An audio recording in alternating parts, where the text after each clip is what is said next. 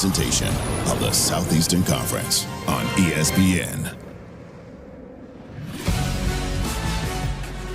Welcome everyone to Fayetteville, Arkansas. You're watching ESPN College Football presented by Chili's. Folks, this is the SEC on ESPN. It has rained profusely in the area for the last couple of hours, but that means prosperity in the spiritual realm. And for Mike Elko and the Aggies, it's been a prosperous season. Looking to go 7-0 for the first time since 1994.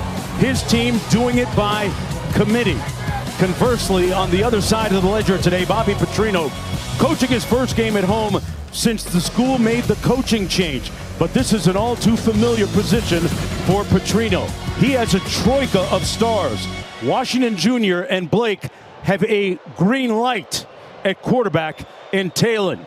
And he has been lighting it up, throwing the football of late. Let's take some inventory in the SEC. Big game going on right now between Mississippi and Georgia.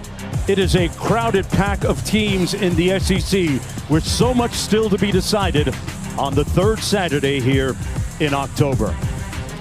Hello everybody, I'm Mark Jones alongside Roddy Jones, Quint Kesnick down at the field. We are finally going to kick off after a 2-hour weather delay. And Roddy, we saw this Aggie team last week against Florida. What does it mean for them to go 7-0? What's at stake for them today? Well, they're one of 10 undefeated teams in the country, including the team that finished up a couple hours ago, Brent Key's Georgia Tech Yellow Jackets. And as you keep winning and that number keeps getting smaller and smaller, you get everybody's best shot. This is a team that started 7-1 a year ago. So a lot of people are taking a wait-and-see approach on if this Texas A&M team is legitimate. And then on the other side, Arkansas, you've had 3 single-digit losses, 6 points to Ole Miss, 1 point to Memphis, and 3 points to Tennessee. With 13 more points, this team could be 5-1, but they are looking for a renaissance under Bobby Petrino. Petrino's mission, get the players better and have fun while doing it. We got a great weather story to talk about on the other side of this break. Q has it for you down to the field right after this.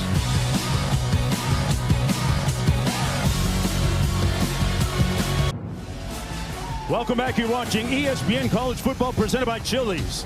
Folks, this is the SEC on ESPN here at Razorback Stadium. One of the remaining perfect teams in the nation, Texas A&M taking the field against the Razorbacks.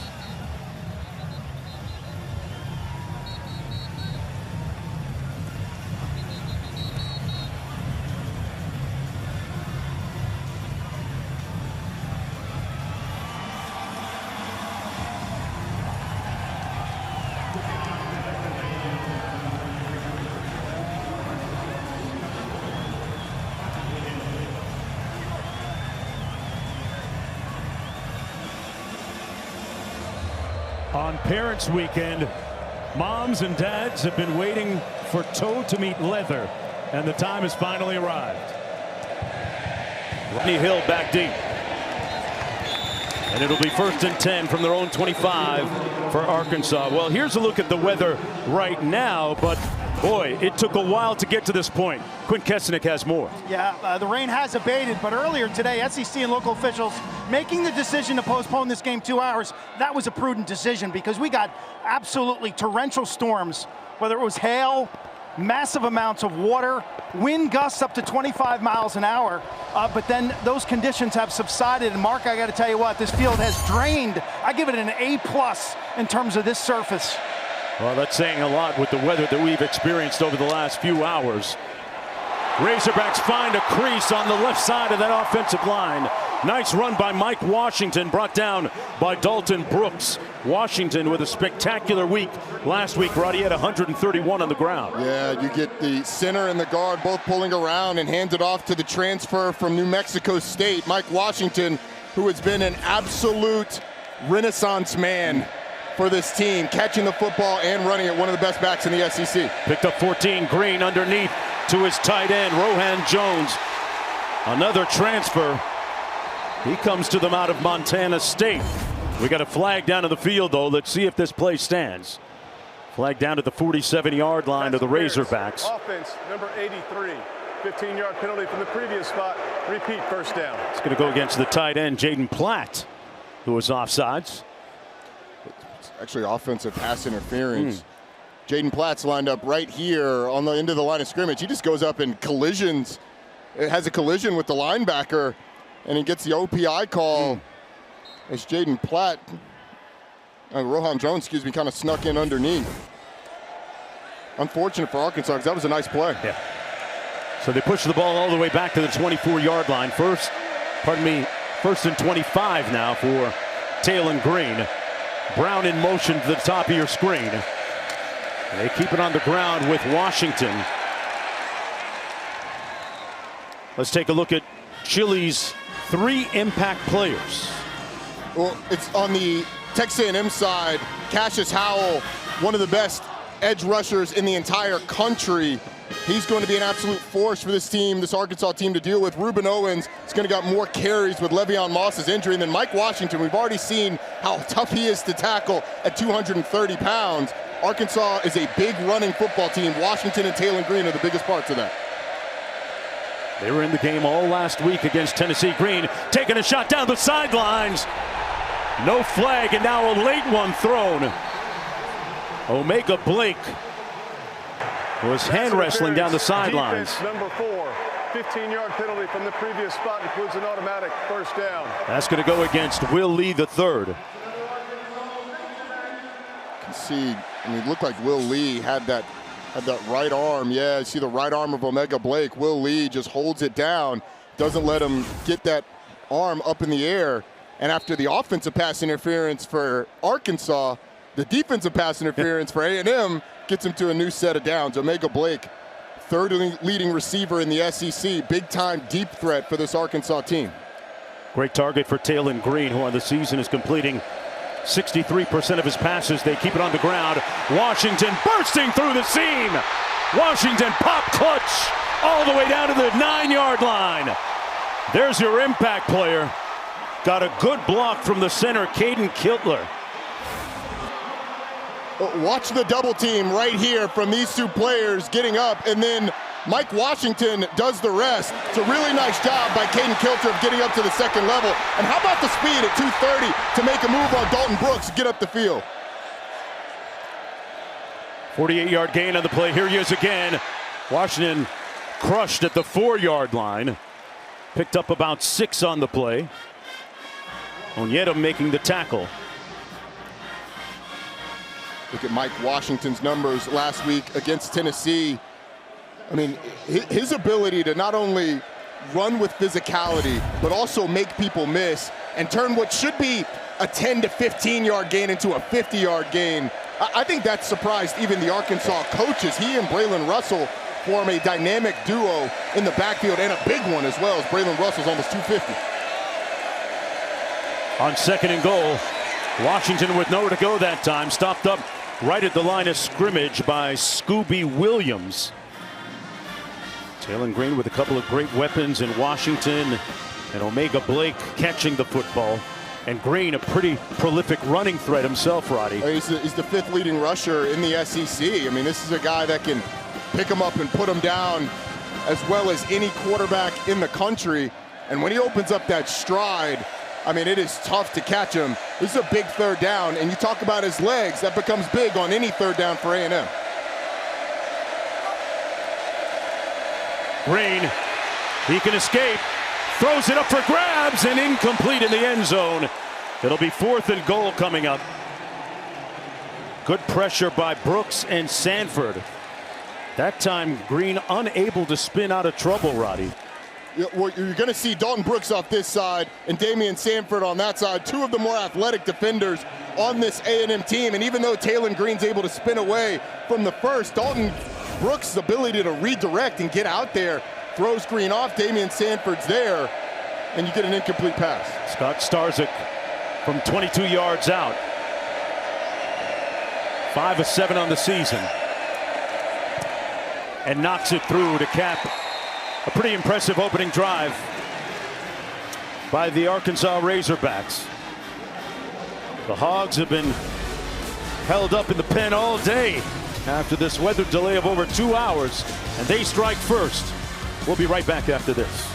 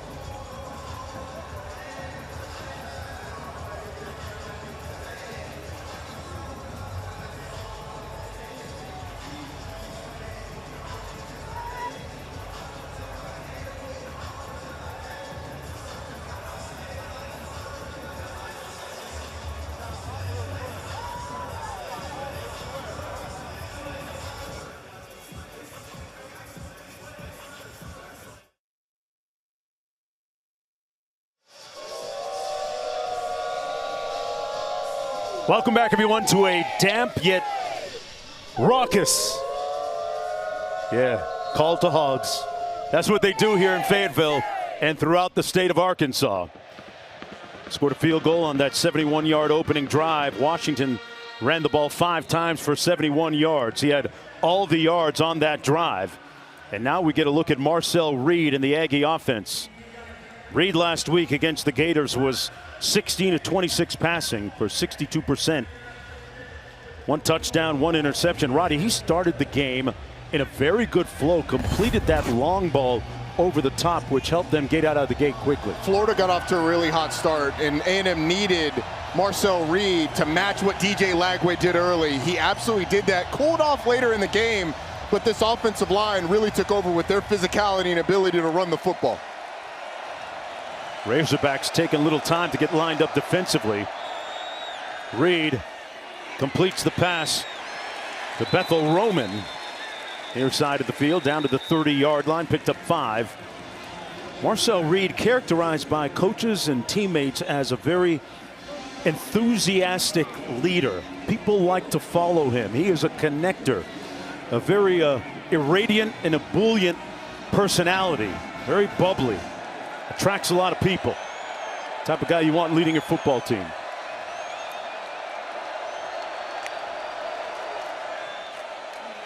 Hands it off on 2nd and 5. A gain of about 2 by Reuben Owens, brought down by Caleb Wooden. Remember, they're missing Le'Veon Moss, one of their top rushers. And that is something to watch here. I mean, Reuben Owens tries to plant off that inside foot and just slips out from under him. Now, he didn't get his cleats in the ground at all there. So some of that probably on the running back as well. But it sets up a 3rd down. This is an A&M offense that likes to be in those 3rd and shorts, but anytime it's 3rd down, you have to find Casey Concepcion, their go-to receiver. Yeah, keep an eye on number 7. Reed tucks it under, escapes, and is brought down, but he picks up the 1st down. Sori Jr. making the tackle on the play, but Marcel Reed ran for 5, which was just enough. It's the legs of Marcel Reed here. I mean, just enough ability to find a little crease and get out and get the 5 yards. He's not the most willing of runners. He's not a guy that every time he sees a gap is just going to take off. But they are being crafty enough to maneuver through the line of scrimmage, and it appears get the 1st down, although we're going to review the spot. They're going to take a look at whether Reed was brought down before that 1st down marker. We have Jerry McGinn, our rules analyst, with us today. Jerry, tell us about some of the markers that have to be met here for him to be able to be given this 1st down. What do you see? So at the first look, it appears his left elbow is down and the ball is just short of the line to gain. So I believe replay is going to bring this back. So Jerry, from here's a little bit better angle. We'll see that left elbow down there. And I mean, it's hard to see exactly. The runner was down with the ball a half yard short of the line to gain. It'll be 4th down. I was going to say, it's hard to see exactly how short, because I mean, I could have argued from that angle that the nose of the ball was touching the 35-yard line. I'm with you. The line to gain. So I mean, Jerry, what do you think based on the last one we saw? I still like the fact, I think replay did a great job stopping this. The ball is short of his left arm, and the left arm is barely even at that line to gain. So this is a very good pickup by replay. All right, Jerry, they're going to go for it on 4th and short. They're 3 of 6 on 4th down on the season.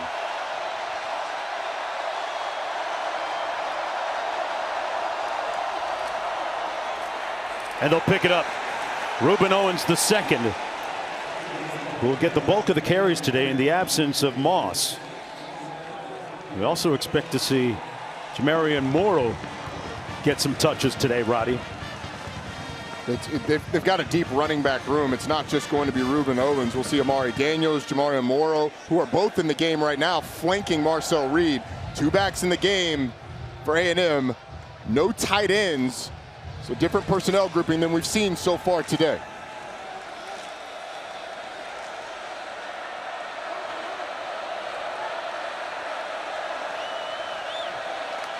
Morrow motions out of the backfield.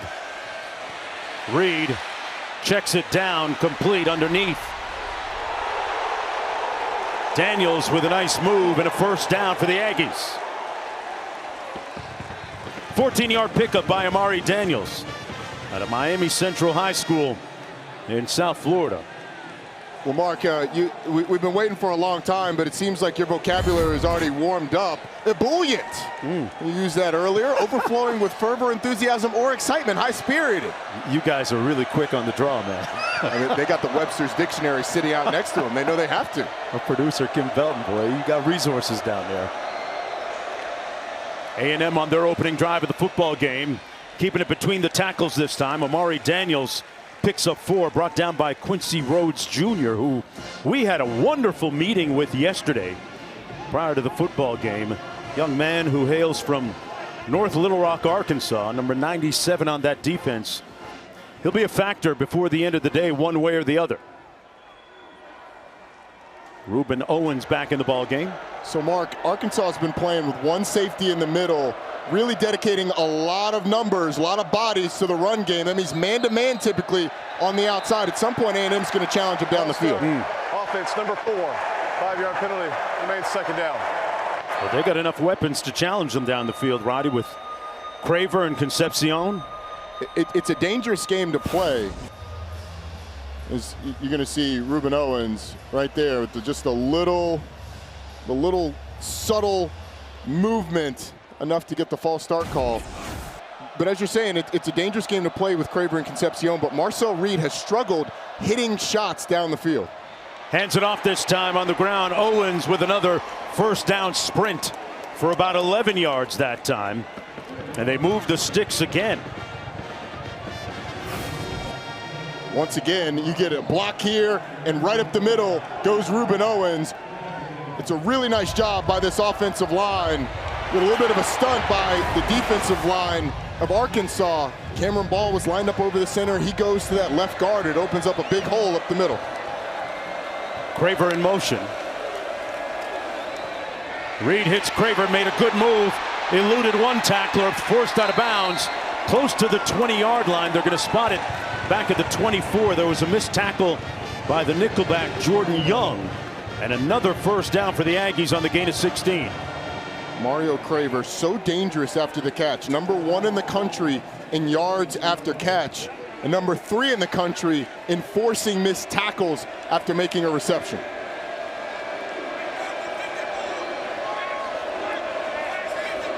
Owens in the backfield. Play clock at 10.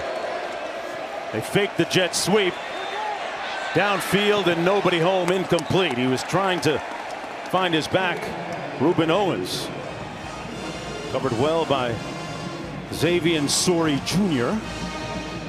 Xavier Sori does a really nice job of reading the back out of the backfield. And Mike Elko, his offense really found their rhythm. It started fast last week, but late in the game it was that offensive line that controlled the line of scrimmage and let them run the football. Arkansas seems pretty dedicated to keeping that one safety in the middle of the field, and everybody else is down close to the line of scrimmage to stop the run. On the play action downfield. Caught. Touchdown, Bethel Roman. Got in behind Kenai Walker.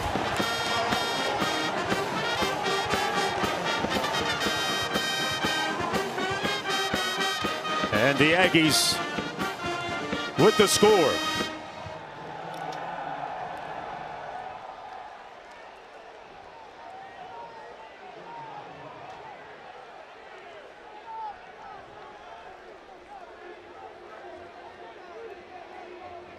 Boy, Marcel Reed with a dime drop there.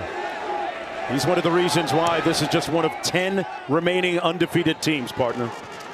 Well, it's a phenomenal throw by Marcel Reed. Single coverage, Ashton Bethel Roman against Kenai Walker.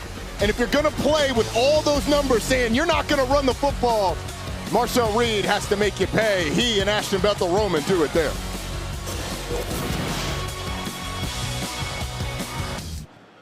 They're going to stay covered in plastic. Hey, I wasn't getting out of the car until that rain slowed down. I'm just going to tell you. No, it was. No, it was coming down in every which direction. Certainly wasn't either. It was like Forrest Gump. We had sideways rain. Yeah. It was even coming from the ground. It was. Glad we're actually getting this game in, albeit a couple hours late. Great response by the Aggies on that opening drive of the game for them. And we're going to take another break as we look at how it looked yesterday here. Bone dry and the names of Arkansas grads written on the sidewalks. Today, though, whew, different story. Different group out here today, despite the inclemency of the weather a little bit earlier here in Fayetteville. Give credit to these fans for coming out. It looked bleak earlier. Mike Washington in the backfield. Remember, he had all 71 yards on their opening drive that resulted in a field goal. Picked up about 2 there. Great story, Mike Washington. He transferred from New Mexico State. Because of his class schedule early, he had to get in some 5:30 a.m. workouts. Those were the only times and slots available for him. But in his first practice, he had a 50-yard carry on his first touch. First scrimmage, a 75-yard carry. And then in the second scrimmage, a 90-yard carry. Coaches said, I think we got something here. On second down, Green going to try and do it himself. Got to the edge and picks up a first down right around the 40-yard line. That's where Taylon Green can hurt you. Let's talk some Mike Washington. The other part of that, this is on the last drive. You're going to get blocks up the middle, and Damian Sanford just plays the wrong side of this. Excuse me, that was Scooby Williams, the linebacker, plays the wrong side of the blocker coming at the linebacker, and there's a big hole that Mike Washington's able to explode through the vision, but really the blocks at all 3 levels help spring that. Green. There's a flag down, and Green is pushed out of bounds right around midfield at the 50, but this one's definitely going to come back. Holding. Offense number 76. 10-yard penalty from the previous spot. Repeat first down. It's on the right tackle. Marion Harris against Cassius Howell. So you're trying to tell me it was a good reason to hold? I'm trying to tell you that 9 is tough to deal with. Okay. Wherever he is, finding Cassius Howell, who's got 8 sacks on the season, one of the absolute best in the country, starting to get some first-round buzz as well. Wow. He was a backup a year ago with Shamar Stewart, Shamar Turner, Nick Scorton on that defensive line. They look to get him snaps, but he has not been a backup this year. Nowhere to go up the middle that time for Mike Washington. Onyedem responsible for the loss of 4 as we go down to Quinn. Both teams very much ready to play. Mike Elko of Texas A&M telling me that they got notification that the game was going to be delayed early enough, Mark, to push their pregame meal 2 hours down the road. So nobody down here is jonesing for energy. I see what you did there, Q. Got to get the fuel timing just right. Pass complete just right at the 31-yard line. Caught by C.J. Brown. Good for 5 yards. Yeah, you're so timed with your pregame routine, that pregame meal 4 hours before. So had they gotten notified too late, they would have had the pregame meal and maybe had to have an extra snack. But this is where Texas A&M has been phenomenal. They've only allowed 2 conversions on the last 34 third down attempts. Wow. Green. Complete. Near midfield, but a little bit short of the first down. Raylan Sharp needed 1 more yard. Interesting scenario here. Do you take a shot at going or not? You go for it. You've got a 230-pound back in Mike Washington. You've got the option of a 250-pound back in Braylon Russell. So they are bringing in extra tight ends now. 3 tight ends on the field for Arkansas. Going to their mouse package, which is their jumbo package.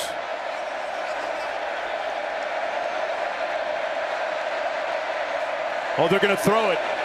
Green under duress, incomplete, and the Aggies respond. Another third down stop.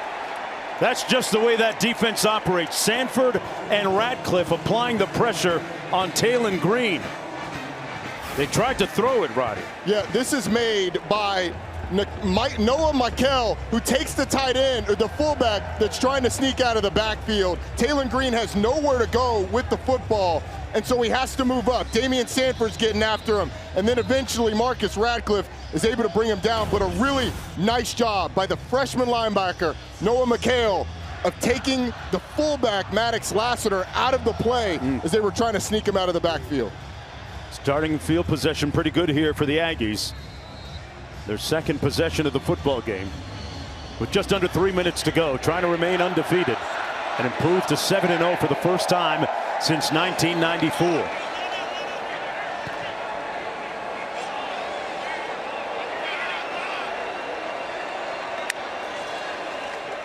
Marcel Reed to pass. Comes underneath at the 45. To Borkercher, his tight end. Brought down at the 39-yard line. Picked up 10. First down throw. You wonder if Colin Klein, the offensive coordinator for Texas A&M, is going to say, all right, if Arkansas is going to consistently have that many bodies in the box with one safety in the middle of the field, we'll be content to throw the football. At the bottom of your screen, you've got one-on-one coverage. Will they go there? Going to keep it between the tackles. Reuben Owens. Sorey Jr. making the tackle for the Razorbacks. 2-yard gain. It's up second down and 8. Hey, coming up at 7:30 Eastern on ABC. And the all-new ESPN app. 6th-ranked Alabama hosts number 11 Tennessee at Bryant-Denny Stadium. Lots of really pivotal games, as always, in the SEC. As we look at some of the leaders in receiving yards. Craver, number 1 for the Aggies on the field right now. Chris Brazzell from Tennessee, number 2. It's been a long time since they won in Tuscaloosa. Going to keep it on the ground with Owens. And Owens coming up about 2 yards shy of the first down. Justice Boone, who might have played his best game of the season last week in that loss against Tennessee, making the tackle. He's gotten A&M in a 3rd and short. And A&M likes to run the ball on these downs. This is where they want to be. They've got an excellent group of blocking tight ends. You've got a running back in Reuben Owens who can be really crafty. Chris Wilson, I would imagine, is going to sell out to stop the run. Oh boy, they moved a little bit early. Somebody did. Wilson, the new defensive coordinator. Offside. Defense number 95. Contact prior to the snap. 5-yard penalty results in first down. Ian Jeffrard. Watch our center. You got Mark Naboo, who takes the false start, and then, oh my goodness, he's been laid out. Well, when Jeffrard starts that momentum moving forward, it's tough to put the brakes on, Roddy. He goes 370 pounds. Well, he stayed there for about 10 seconds, absolutely selling it.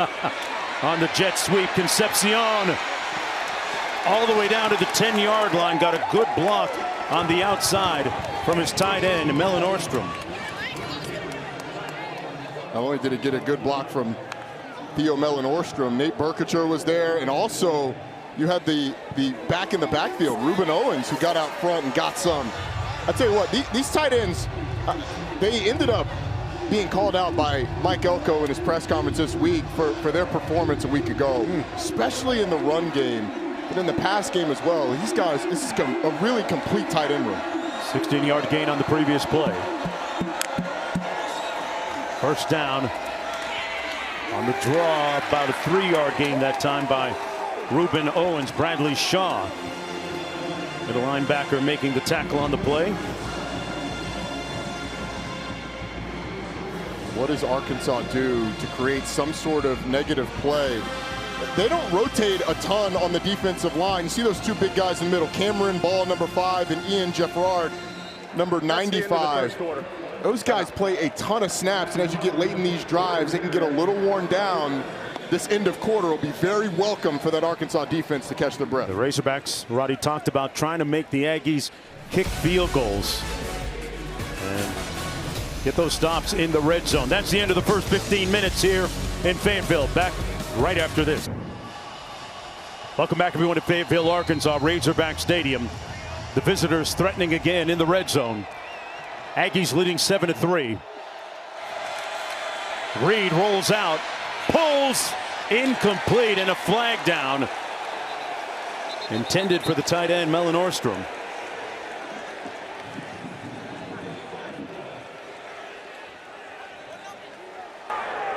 Holding, defense number 13. The penalty's half the distance to the goal. It includes an automatic first down. Yeah, I think they got the wrong number. I think it was number 3, Larry Worth, that they were talking about. They called it on 13, Kenai Walker. But you had Larry Worth trying to cover Nate Berkacher. Just had the to. penalty was against number. He had 2 hands around his waist. Yeah, they announced number 3, but yeah, as Berkacher tried to get inside, he grabbed the waist, as you said. First and goal from the 3. Reed on the keeper, touchdown!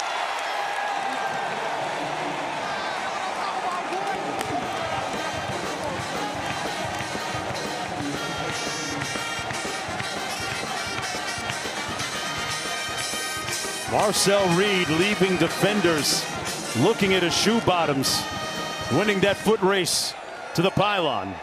That's his 4th rushing touchdown of the season, the 12th of his career.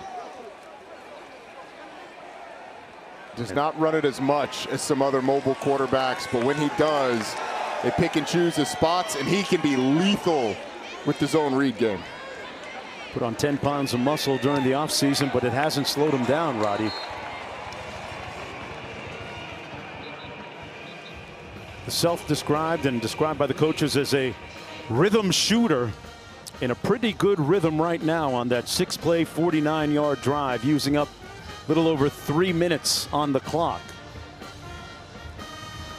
He has not been the most prolific passer and has not been the most consistent, but he plays winning football, Mark. His ability to scramble and create time for his guys down the field.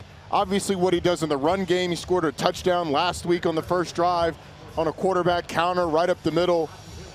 And when he's able to hit those deep balls, it really makes this crew dangerous because of the weapons they have, the offensive line he has in front. This is a guy that I think is continuing to get better week in and week out. Yeah, the coaches, Roddy, talk about how much he's improved in a huge way in terms of his processing offensively.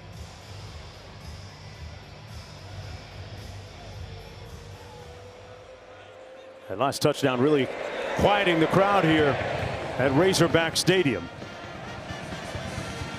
And Arkansas will start off 1st and 10 from its own 25. A moment ago, Q with Coach Elko.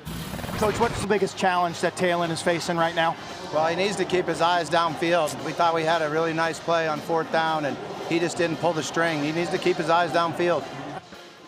This is that 4th down play. You had Rohan Jones going up the middle, and Dalton Brooks is trying to cover him from the backside, just gets over there late. And if Talon Green pulls the trigger, he has a ton of room to throw the ball down the field. Just lay it out there. He could have even gone to Maddox Lassiter up the sideline. That one may have looked a little more covered, but Rohan Jones wide open down the seam. Sure was. Of course, that was Coach Petrino, not Coach Elko. Talon Green takes out his do-it-yourself kit, picks up the 1st down. I tell you what, those strides eat up a lot of real estate. They talk about a long strider. This would be it, right, Roddy? 33 yards. It absolutely is. As he moves up in the pocket, the defenders clear out from his right side, and there is just a ton of yardage. This is one of the fastest quarterbacks in the country. Has gotten up to 21.4 miles per hour this season, and he can eat up yardage when he starts to pick him up and put him down. From the 42, a yawning hole for Russell. Braylon Russell brought down at the 20-yard line. Marcus Ratcliffe saved the touchdown on the tackle. 21-yard gain. I mean, they pull a puller from the backside, and you're going to get a block there on the edge. But Damian Sanford overruns the hole. Green, incomplete. No flag intended for C.J. Brown. Let's go back to that last run. Yeah, so you get a puller from the backside, but Damian Sanford is supposed to go here. He ends up bouncing out a little bit too far, once that hole is created, he ends up a little too far outside and doesn't fill right on the butt of that double team. It opens up a hole for Braylon Russell, who's able to get a big gain out of it. At the 21-yard line, second down. 3 receivers out to the top of your screen. They keep it on the ground and nowhere to go that time for Braylon Russell. Might have picked up a yard on the play. DJ Hicks making the tackle, so it'll be third down and long for the Razorbacks. You wonder, with Arkansas struggles on defense all year long and Texas A&M's ability on offense to go down the field, if you're Bobby Petrino against the best third down defense in the country, do you consider this 4-down territory? I think you do, but let me tell you, you're going to have to deal with number 9, Cassius Howell, one of the best edge rushers in the entire country. He drops off in coverage. Pass complete inside the 5 to Blake, and it's 1st and goal. Green with a decisive toss for 15 yards. And we got a player shaken up down on the field. Will Lee III, the starting cornerback for the Aggies.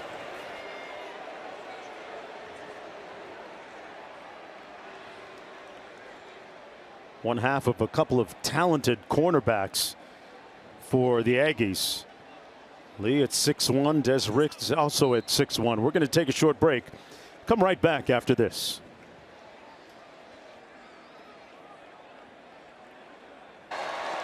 C.J. Brown split wide to the top of your screen. Mike Washington in the backfield.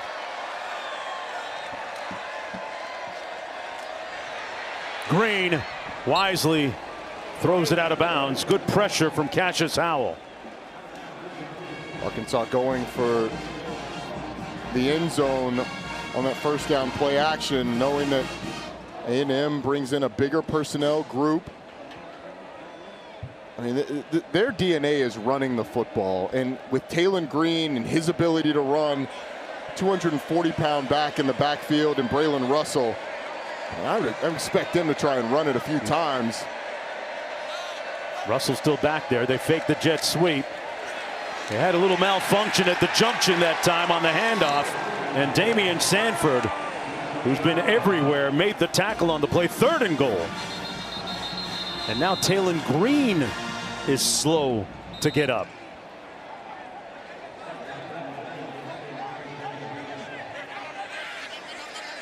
That's KJ Jackson, the backup quarterback.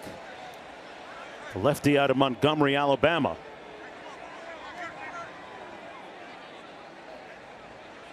Boy, and a pall of silence enveloping Razorback Stadium here. It looked like one of his legs got twisted up on that tackle by Damian Sanford, who did a phenomenal job of blowing up the mesh, kind of tackling the quarterback and the running back. Yeah, he could have gotten either one on that play. We had a great visit with Damian Sanford last week down in College Station when we did their game against Florida. Let's take another look at it. For Talon Green. So Damian Sanford ends up tackling the running back and then grabbing Talon Green, and he's going to fall on that right leg as he goes down. And you just hope that everything ends up being okay. That left ankle in there as well, a concern, but sometimes it doesn't matter how much tape you got on those ankles, man. I mean, that's a lot of force. His socks are pretty low. I'm not sure those ankles are taped. And Talon Green is going to come off the field. So we're going to get a look, in all likelihood, here at QB2, KJ Jackson, the redshirt freshman, who's only thrown the football 7 times all season. Big physical freshman, 6'4", 225 pounds. And on 3rd and long against this A&M defense, how much trust does Bobby Petrino have in the sparsely used freshman? We're going to find out. Mike Washington in the backfield. 3 receivers, 4 on this formation.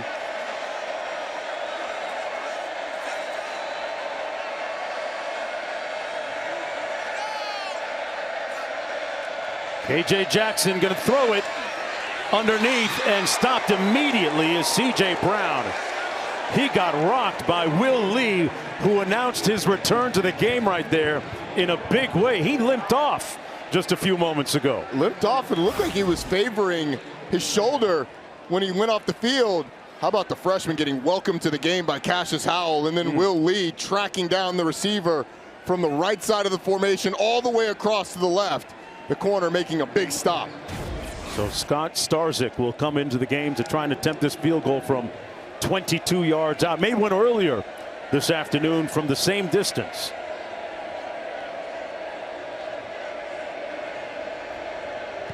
Starzyk knocks it through. But tangible and palpable concern for the future quarterback position for the Razorbacks, with Taylon Green helped off the field a moment ago. Back with more right after this break.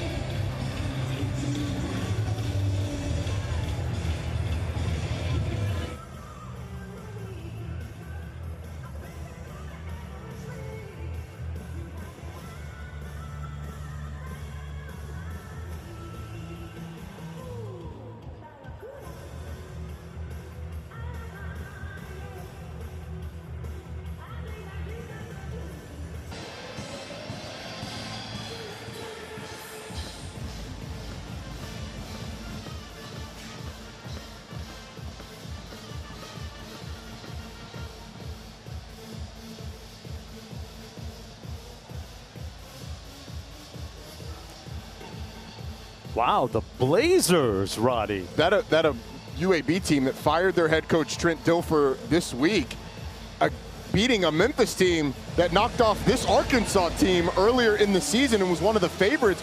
Group of 5 Memphis with South Florida next week. Look ahead spot for the Tigers, and it looks like they are going to have to, they're going to need to come back to get a win. A little bit of a trap. Marcel Reed back to pass off the play fake, wide open at the 41. Caught and brought down to the 43 is Bethel Roman. 18-yard pickup as we take a look at what's happening with that group of 5. I mentioned Memphis 6-0. Navy also undefeated, and the Fighting Dan Mullins at 6-0. Well, Dan Mullen and that UNLV squad in his first year there doing a nice job, but Memphis, Navy still in the running. Tulane cannot be considered out of it. South Florida as well.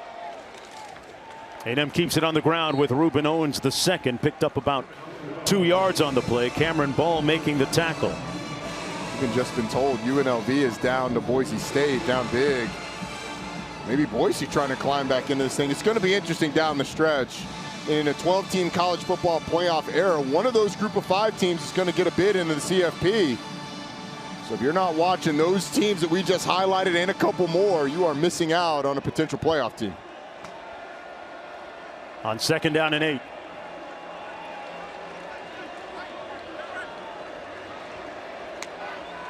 Concepcion in motion.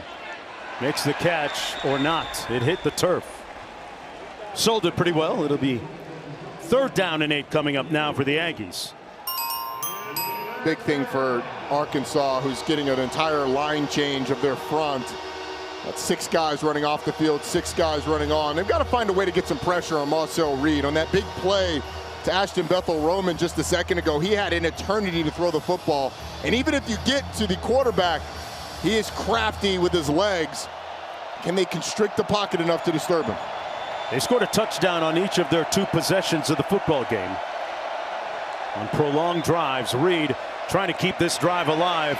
They set up the screen underneath, complete, but short of the first down is Amari Daniels by that much.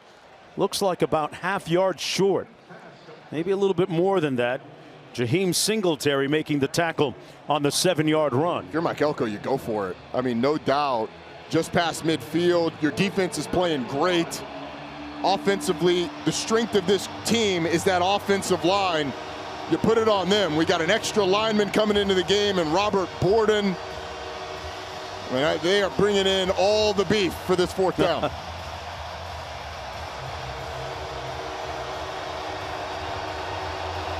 Amari Daniels, the lone back. They're going to try and throw Reed into traffic, and they're going to blow it dead first.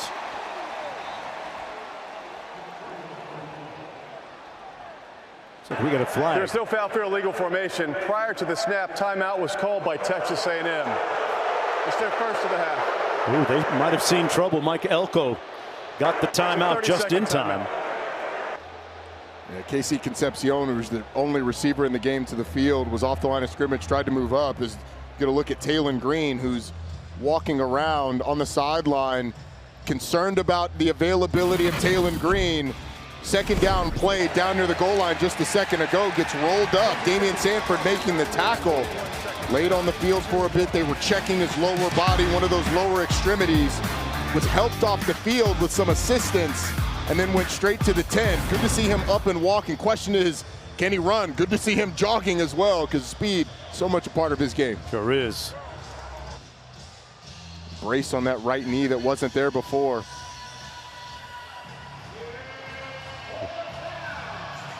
A&M had 5 players in the backfield, illegal formation, so Elko with good discernment to call that timeout to avert the penalty. 4th and short, and they're going to pick it up and then some. Reuben Owens II doing the honors. Picked up 5 on the play, and they move the chains. The quickness of Reuben Owens in the backfield makes us. Xavier Sori, the linebacker, is going to come through free. Reuben Owens plants his foot, gets away from the linebacker penetrating, and is able to get up the field behind those tight ends to the left side of the formation. Nice job by the running back of making a man miss in the backfield. Owens getting the bulk of the carries in the absence of Moss. Reed with a clean pocket. There's a flag down. Reed made a move, but brought down nicely in the open field by Sori Jr.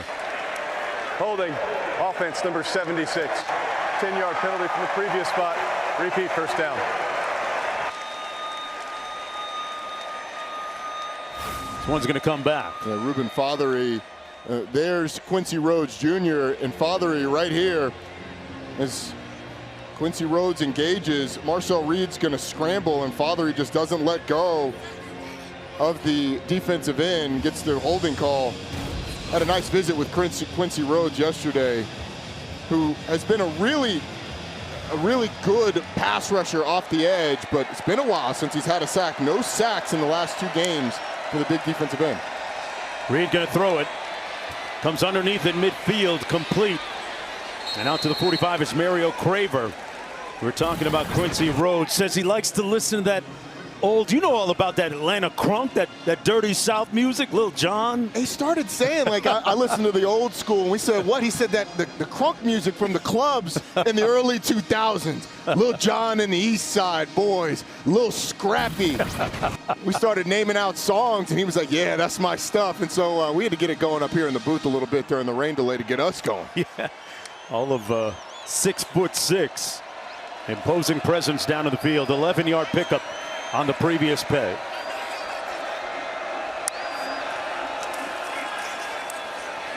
Reed takes off, made a good move and lunges forward to the 33-yard line. Close to another first down, picked up 8. Steven Dix Jr. is still looking for his shoes because he got faked nicely. Steven Dix Jr. had help to the outside and had Marcel Reed squared up. It was like, now you see him, now you don't, from the quarterback, who his legs have been a big part of the game plan today. And Steven Dix has him there. Little plant, little slip, and he's able to get close to the first down. Morrow in the backfield gets the call. And Morrow with about a 3-yard gain. Under 7 minutes to go here in the opening half. Texas A&M leading by 8. Mark Jones, Roddy Jones, Quint Kesnick down to the field on a game that, if you're just joining us, went through a 2-hour rain delay, weather delay, thunder delay, lightning delay, hail delay. Did I miss anything? Winds? I saw Dorothy and Toto blowing through in the sky. Say, you're going to keep going down. We're going to get to the plague eventually.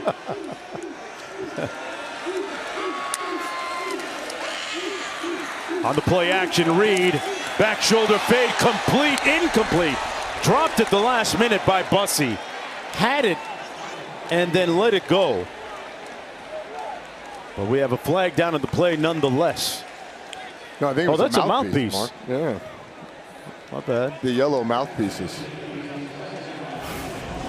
Talked about the weather earlier today. We had some hail. Haven't seen that in a while. You don't get a lot of that in South Florida? On those 84-degree days, nah. Reed hands it off to Morrow. They were trying to make Morrow a bigger part of the game plan in the backfield. This Arkansas defense, though, has to find a way to get off the field on this 3rd down. They've given up touchdowns on each of the last 2 drives. They've got to figure out a way on this 3rd and long to force A&M into a long field goal attempt. It's going to start with keeping Marcel Reed in the pocket. Do not let his legs pick up this 1st down.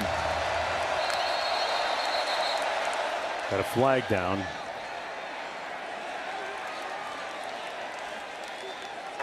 Delay a game. Defense number 7 for clapping. It's a disconcerting signal. The 5-yard penalty remains 3rd down. Reveille taking it all in. Bradley Shaw is going to be right in the middle of your screen, and he's trying to check. He's looking left, can't get the attention. He's trying to get the attention of someone to his right and claps to try and get some kind of communication to him. But clapping is reserved for the offense. Can't do that defensively. It turns a 3rd and 7 into a 3rd and 2 and some change. It's a long 2, but a 3rd and short. Just a mental error, mental lapse by the middle linebacker.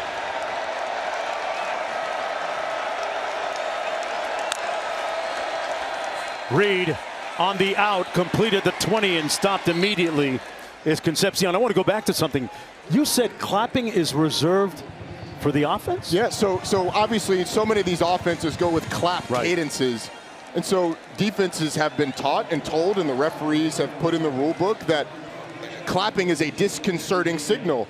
If you get a player in the secondary clapping, then maybe you get away with it. But in that front 7, if you hear or if you have a clap from the defense, it's going to be a disconcerting signal. As we learned, there are different ways to clap. Kirby Smart taught us that last week. Reed underneath, nobody near him. Concepcion pushed out of bounds at about the 3. They'll actually spot it at the 2-yard line. 1st and goal for the Aggies. 19-yard pickup by the team's leading receiver. And Petrino's defense under heat right now. A progressive pylon cam. You got Casey Concepcion almost. I thought he might try and lay out, get in the end zone. Taylon Green on the bike trying to loosen up that knee. Watching A&M once again move the ball inside the 5 on that Arkansas defense. 13th play of the drive. They hand it off to Owens. No signal. He stopped up short of the end zone. Inside the 1. It'll be 2nd and goal. Texas A&M has already scored on both of its previous offensive possessions. This would be 3 for 3. The ruling of the runner being short of the goal line is under video review. Timeout. Oh, they're going to take another look at this. See if Reuben Owens got into the end zone. They did the review pretty quick there. It looked like Reuben Owens got turned at the goal line. Question is, did any part of the ball break the plane of the goal line before he gets in? Usually tough to tell with these piles. Can we find the football enough? Not from that angle. We got no shot of the ball. Let's bring in Jerry McGinn, our rules analyst. Jerry, what do you see on this? Well, the ruling on the field is that the runner is short, so they're going to need indisputable video evidence to overturn that. And the looks that we're getting right now, it appears that it is short, that it is not over that plane at the goal line. So I believe they're going to uphold it. It's the shot that we have is just a little bit into the end zone. Jerry, what does that do to the view when the camera is just, you know, maybe a yard inside the end zone? Does that push the ball back? It actually kind of brings it kind of forward a little bit. Okay. So, yeah, they really need the shot right down the goal line. They don't have that. So I'm thinking everything is going to stand the way it is. Yeah, I'm thinking the call on the field is going to be upheld as well. Although, I mean, on that shot, it looked like it was pretty close. It might have touched the plane. After review, the ruling in the field is upheld. The runner is short of the goal line. It's second down. The game was stopped at 3 minutes, 42 seconds. Please reset the game clock at 3:42. I just want to say this. With all the technology we have in the world today, with all massive humanity there, can't we like put a microchip in the football and have an electric signal go out when it crosses the goal line to take the guesswork out of it? In this economy? I don't know, use some AI or something. I mean, Yeah. Look, it's a very human element of officiating. we still got chains on the sideline there. 3:42 to go. But, you know, I think that there's a good call to uphold it. Do it again. Reed.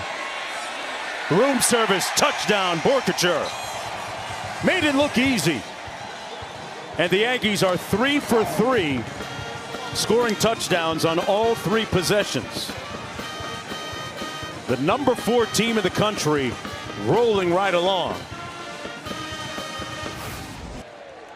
Nate Borkature lines up right there, and then he comes across, and all the defenders of Arkansas are sucked in on the play action. Borkature just slips out into the flat. As you said, room service. This Arkansas defense has had a tough time all year long, and they are having a tough time today keeping A&M out of the end zone. 21-6 on Borkachure's second touchdown catch of the season. The Aggies looking to go 7-0 right now. Rolling like a black Grand National.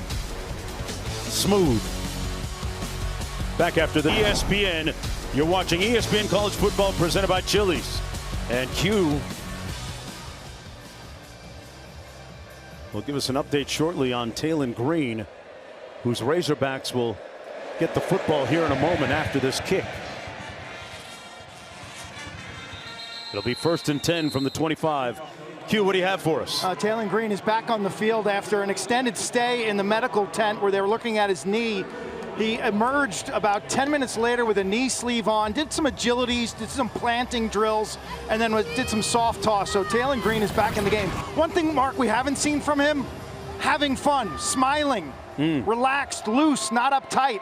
Bobby Petrino telling us that's a key to his success. When he's just out there having fun, he plays his best. Green fires. That'll put a smile on his face. A little fun and run by Blake on the other end of that throw. And a 1st down for the Razorbacks. What do you make of that throw and the way he moved around? I was going to say, at the top of that drop, hits it, pushes off that leg that has the knee sleeve on it to step into that throw. It looked very good. It looked textbook. And so you hope there's no residuals. There's nothing that'll limit him going forward with that knee. From the 40. They hand it off to Mike Washington. Ran up the back of his own offensive lineman and no gain on the play. DJ Hicks making the tackle for the Aggies. And now Mike Washington is a little slow to get up. 6'2", 228 out of Utica, New York.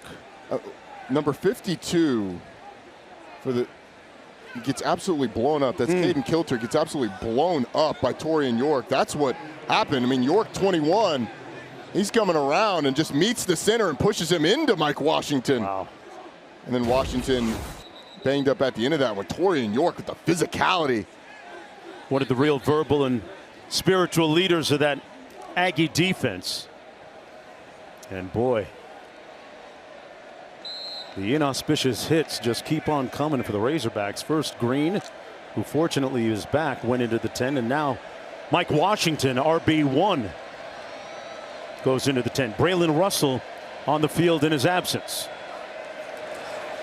They come with a pressure. Green got him in. Complete at the 40. His tight end, Rohan Jones. 1st and 10.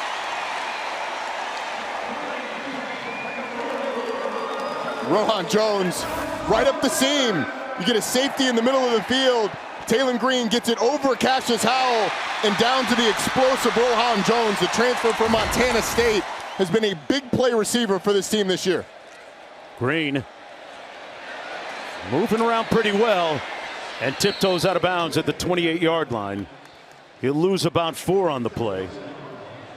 Live to play another play, and that will get us to the 2-minute timeout. With the Razorbacks trailing 21-6. But a promising drive when we come back from this break. All right, back here, Taylon Green. Right now looking at a 2nd down and 11 for Arkansas. Steps up, gonna try and run. And his knee looks pretty good. Green finds Pater. Touchdown Hogs.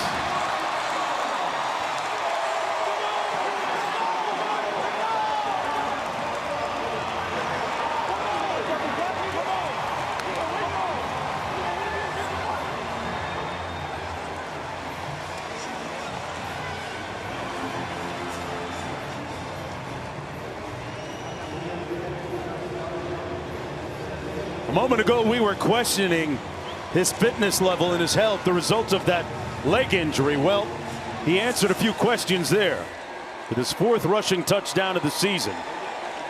A 27-yard sprint into the end zone.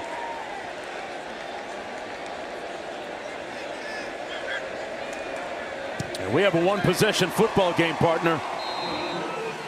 Pretty much, you were saying they had to score there. It was a big touchdown for Arkansas. They needed a score, and this was right before that 2-minute timeout. Taylon Green, after a scramble, comes up. He's grimacing, he's wincing, knowing that pressing off that knee, pressing off that leg is tough and it hurts, and he's gritting his teeth saying, I'm okay, and he showed it.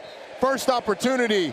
The rush gets a little too far up the field. There's a little too much space. He gets a great block from Braylon Russell. And man, he's feeling it now. Come on, give me more, give me more. 21-13. Remember, Texas A&M is going to get the football to start the 3rd quarter.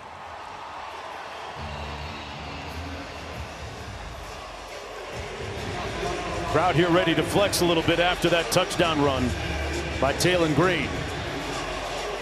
Remember, this is a team looking to snap out of its 4-game losing streak. They had a coaching change, bye week, and then this is now their 1st home game since Bobby Petrino became the interim head coach. And Mark, you always wonder after a coaching change, after firing of a coach, how will the team respond? They fought last week at Tennessee, came up 1 score short, but they never quit, and it feels like that's going to continue this week. And now a quick word from Cheez-It. Okay, Cheese. 50-yarder for the win. You thinking what I'm thinking? Ice the kicker. Something better. Terry. Did you just get hired? Dude entered the portal and came out a legend. Want it, need it, cheese it. 1:51 to go. Aggies with the football, 1st and 10. They have scored a touchdown on every offensive possession so far in the 1st half. And 1:51 with 3 timeouts is an eternity. Excuse me, 2 timeouts for A&M is an eternity of time. You don't want to give Arkansas the ball back, though, and go a quick 3 and out. So will A&M opt to be a little conservative until they get that first down? Reed to the short side of the field, complete to Mellon Orstrom, who's brought down almost immediately Gain of 1 on the play. It'll be 2nd down and 9. Julian Neal. And it was a really nice job, Mark, by the Arkansas defense, because they contacted Theo Mellon-Orstrom inbounds and then ended up throwing him out of bounds, which, if you're able to get a stop here, could preserve some time.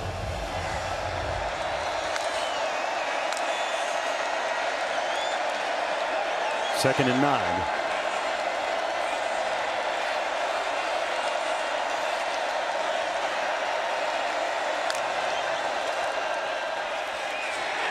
And Reed is going to be brought down for a loss back at the 22. Xavier Sori Jr. was not fooled at all. A loss of 5 on the play. A little surprised, Bobby Petrino not calling a timeout. You got a 3rd and 14, but the building's excited because of this. From the progressive pylon cam, you get a block down the field from receivers, and here comes Taylon Green, tight roping the sideline and getting into the end zone. He's excited, and if this defense is able to get a stop on this 3rd and 14, you're going to get the ball back with 3 timeouts.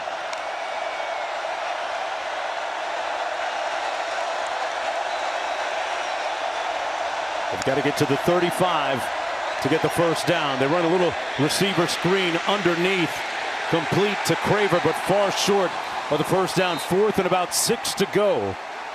And a punting situation for Texas A&M. It's the first time they haven't taken it all the way down the field and scored a touchdown since this game started. 0-5-3. Thank you. So with a little time to go, 53 seconds to go, Arkansas going to get the football. What's the thinking here, partner? Well, I think you're being aggressive. You're trying to get Taylon Green some easy reads. The thing you have to do the most is protect. But if you're Texas A&M, you've had success up front rushing the passer, getting past blocks, but you haven't had success tackling Taylon Green in the backfield. He's been able to scramble. At that last play, Cassius Howell beats the offensive tackle right off the bat, but it created a giant hole. So the question is how aggressive is Texas A&M going to be going after the quarterback? Remember, Bobby Petrino, offensive guru and quarterback whisperer, has his guy primed for a big one today. Tyler White into punt. It's the first punt of the afternoon. Cam Shanks standing at his own 26 for the Razorbacks. They came after it a little bit. Shanks fields it cleanly at the 30. And he's brought down right there where he caught it. A 41-yard punt, nothing on the return. It'll be 1st and 10 for Taylon Green with 43 seconds to go. More than enough time to get into field goal range. Hey, we have a Week 7 Monday Night Football doubleheader. Bucks Lions at a special start time at 7 o'clock Eastern on ESPN and ABC. Then Texans Seahawks on ESPN, both available on ESPN Deportes and the all-new ESPN app. Coverage kicks off at 3 Eastern with NFL Live at Ford Field, followed by Scott Van Pelt and the Monday Night Countdown crew.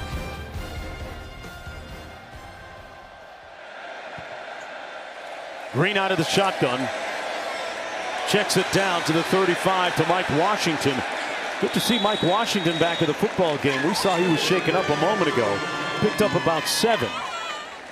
Yeah, no doubt. And on that first play, you had Ryland Kennedy, one of the defensive ends, spying. He only rushed 3 players at Taylon Green, but Kennedy spying Taylon Green to make sure that there's somebody there if he decides to scramble. Green threw that incomplete near midfield, intended for Sharp. Stops the clock with 31 seconds to go. 3rd and 3 coming up. We're dealing with these 2 edge rushers, Deion Hayes and Cassius Howell, is an absolute task for this offense. Cassius Howell, 8 sacks on the season, and he's created some pressure today. Big 3rd down here for Arkansas.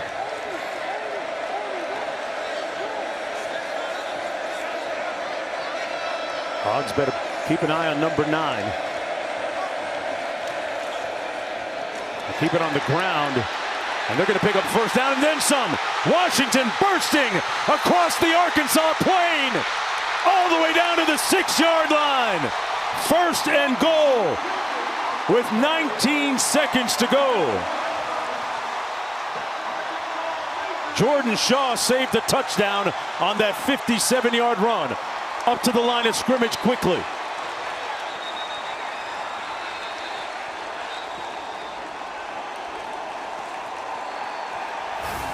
Wow, what a run. Well, one way to deal with Cassius Howell is just run a little zone read. Howell takes the quarterback. Mike Washington gets on the edge, and then it's all about the blocks downfield. Picks up a couple of them. Nice job by C.J. Brown down the field to help him spring a little more. Green's eyes directly on Cassius Howell, knowing that he's going to be aggressive. And Mike Washington makes Marcus Radcliffe miss in the hole.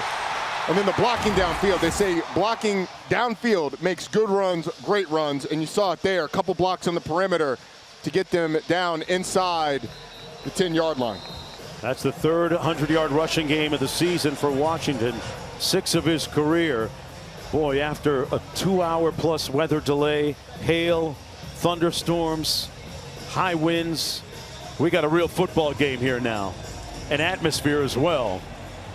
Crowd on its feet collectively.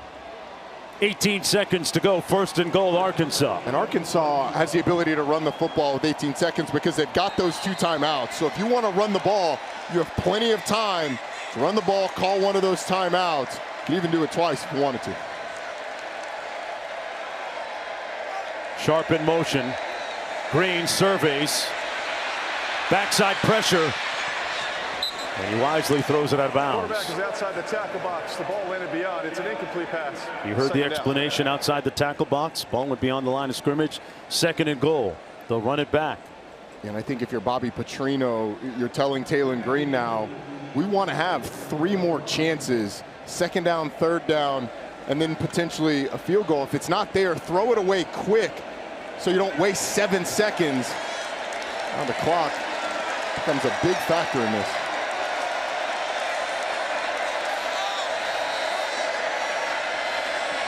Green looking into the end zone. Got to do something with it. Makes a move. Fires. Touchdown, Blake Omega.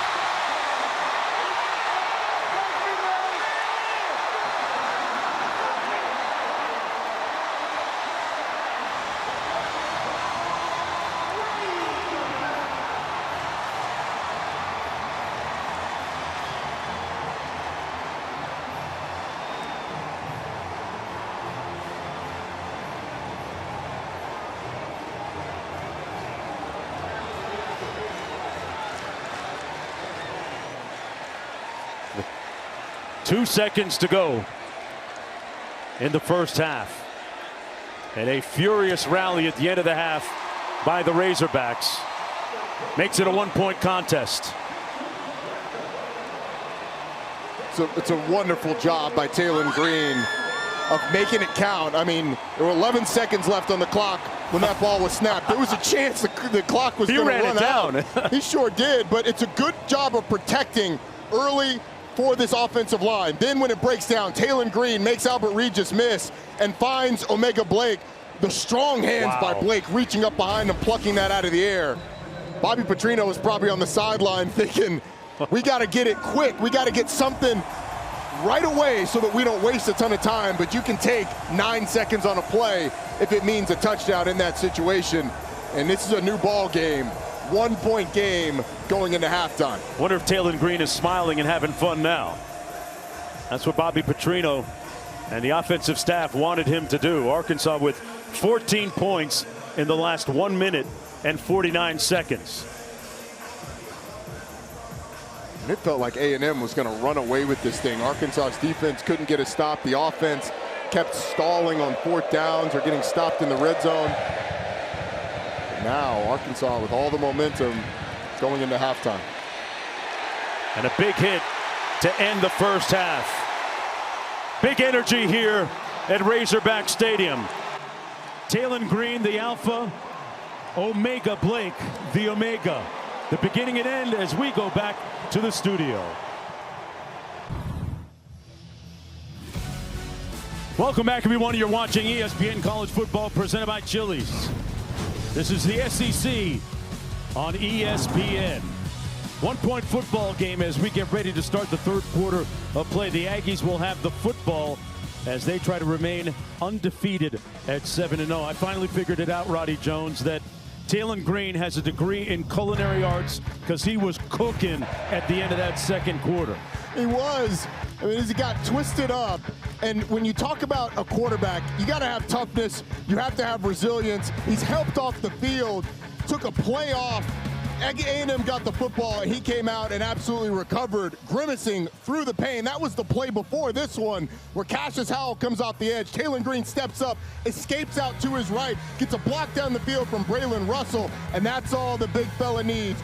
Hustling into the end zone. That was a game-changing play. And then this one, 11 seconds left, scrambles out to his left on the final long drive of the first half, finds a touchdown, brings his Razorbacks within 1 point going into halftime, and he is the undisputed heavyweight champion of the sideline right now. And still, with 172 yards of total offense, just when it seemed like his evening, his day might have come to a conclusion with that injury, he comes back like Lazarus and throws the touchdown. So, if you're Texas A&M, how do you go about seizing back what feels like here in the stadium right now, Arkansas momentum? Well, you go down and you score on the first drive. This offense had been ruthlessly efficient in those first three drives, going and scoring touchdowns on each one. They stalled a little bit at the end of the half, but you go down and score, you kind of take that back, and Arkansas is going to be chasing you from there on out, which is where they've been all day long. Aggies coming into the ball game at 6-0. They haven't been 7-0 since 1994. Cautiously, and I underscore and underline cautiously optimistic about this season. Their adage this year is finish. They are playing the long game. Marcel Reed will take it 1st and 10 from his own 25-yard line. Let's go down to Quint. I walked off the field after that second quarter with a concerned Texas A&M coach Mike Elko. Talked about their run fits on first down from the linebacker position, but this game comes down to the Aggies stopping Talon Green. He basically flat out said, we've got to keep him in the pocket and we've got to tackle him. That's a lot easier said than done, because Green and his athleticism from and around the pocket has got this whole stadium believing right now, Mark. This place is electric. It's filled with life like I haven't seen in the last 3 years. It's a vibe right now here. 1st and 10 for the visitors. Marcel Reed goes through his progression, finds his tight end underneath for a first down out to the 37, Borkacher. Well, this is the first home game for the Arkansas Razorbacks since they made the coaching change. Bobby Petrino, who actually was at Texas A&M a couple of seasons ago as an offensive coordinator, the interim head coach for Arkansas. Talk about belief. Bobby Petrino has changed up a few little things since being named the interim head coach, has declared he wants to be considered for the full-time head coaching job, and his team's playing for him. Reed stepping up in the pocket, going to take off. Got a good blocker in front of him, and real estate. Marcel accelerating down to the 15. He turned loose. A huge run by Marcel Reed, covering 46 yards. Well, he drops back to pass. Go ahead and run it, guys, because it's a good initial rush. And then freeze it right here. The vision of Marcel Reed is right in this hole as Quincy Rhodes ends up getting a little out of his rush lane, and then a massive amount of space. Marcel Reed makes a cut to the sideline and makes Arkansas pay. Longest run this season for him. On the play fake. Late pressure coming into the end zone. Caught and touchdown by Concepcion.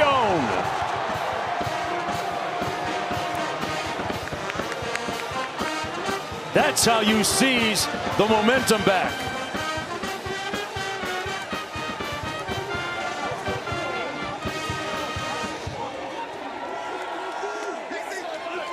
Sixth touchdown catch of the season for KC Concepcion.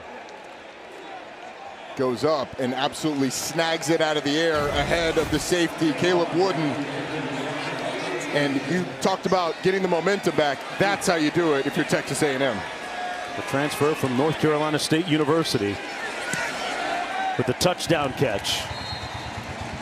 2 big plays, and it's 28-20 for the Aggies. Marcel Reed, his receiver just gets one-on-one with the safety. He breaks out, and from the progressive pylon cam, you can see the elevation by KC Concepcion going up and absolutely snagging the football out of the air. A couple big plays for Texas A&M. They only had 1 play over 20 yards in that first half. That Marcel Reed burst down to the end zone, or down inside the 20-yard line, gets him there, and you saw the stat. 86% of KC Concepcion's receptions go for either a first down or a touchdown. That's most in the country for receivers with over 20 receptions. Well, the C in KC stands for clutch, I guess. That's what you're trying to tell me when you talk about those numbers. 8-point lead for the Aggies. The number 4 team in the country. Home team trying to snap that 4-game losing streak. Return from the 5. It's Rodney Hill. Hill takes it out to the 25-yard line. Well, some ways, sometime you gotta dance to your own beat sometimes to get yourself ready, Roddy. Everybody warms up in different ways. This is very similar to the way you and I had to warm up during that 2-hour delay. A little music, a little dancing. I think KC told us last week it was a little NBA young boy, or a little baby. He's got the same playlist as you do. Hey, he might be up in the video next time if he keeps playing like that. 28-20. Washington on 1st and 10 between the tackles, down to the 27-yard line. Onyedem with good penetration up the middle defensively. Sets up 2nd down and about 9 to go. Arkansas's offense with 36 yards in the first quarter, 135 in the second. Most of that coming on the last 2 drives where they were able to score a couple of touchdowns. Green out of the backfield, incomplete to Washington. You saw Des Ricks coming out of the corner of his eye. Incomplete. Sets up a 3rd down and 9, and we all know about how proficient that Aggie defense is on 3rd down. Number 1 in the country. Yeah, and the big thing that you have to do is find Cassius Howell. Where is number 9, and what do you do to contend with them? The back for Arkansas is to that side to give you the ability to chip if you need to help.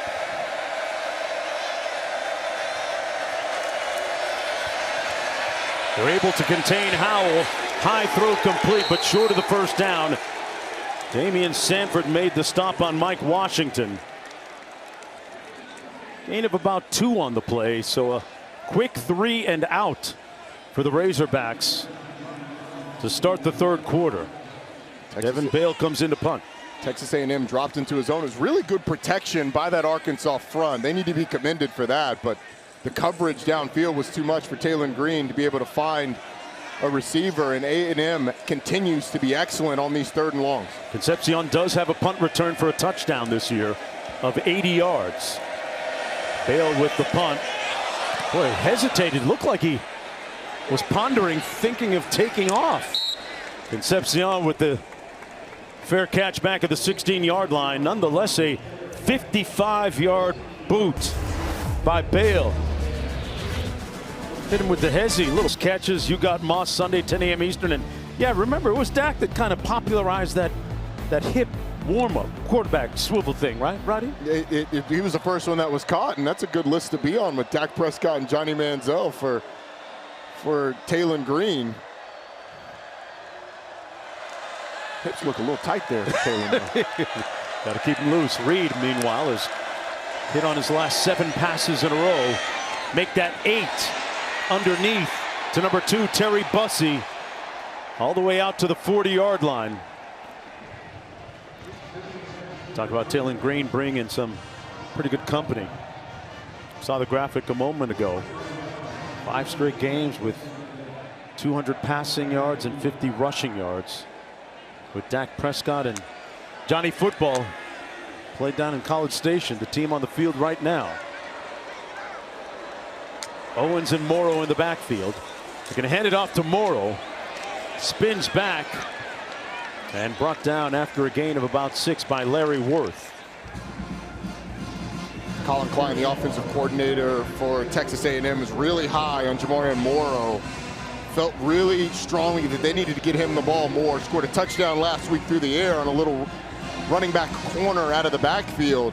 They were looking to hit him on a wheel just on that play just a second ago to Terry Bussey, but they really love his short area quickness. A lot stronger than you would think for a guy who's 5'9", 205 pounds. Play clock down to 5. Reed. And they ran out of real estate down the sideline. Concepcion made the catch, but way out of bounds. Setting up a 3rd down and 4 to go. And a flag down.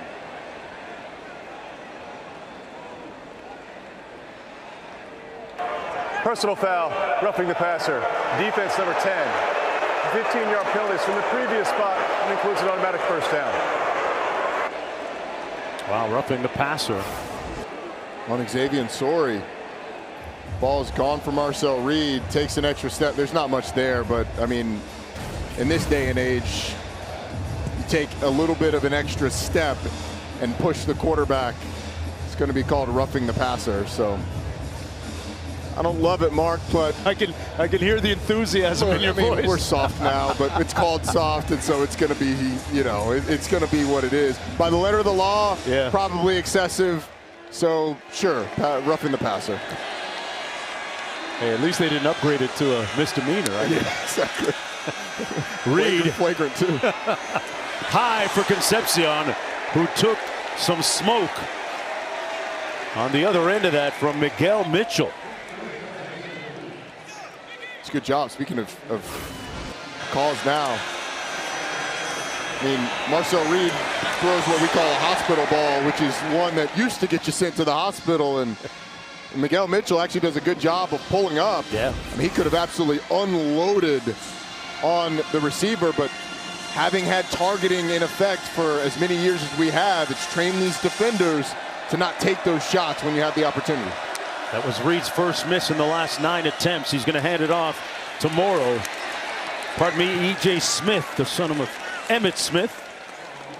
A couple of yards shy of the 1st down, picked up 8. Setting up a 3rd down and 2. This is the part of the game that last week against Florida, this A&M offensive line really took control. E.J. Smith, we were told, was going to get more carries, carried the ball well at the end of the game last week against Florida. But his ability to break tackles and the toughness that he runs with makes him trusted. Got to get to the 28 to move the chains. Now Orstrom in motion. Smith across the formation, got the 1st down, put his hat down, and put some heads to bed. Wow, some hard running, imperious stepping by Emmitt Smith, E.J. Smith. Pardon me, 13 yards. Wow.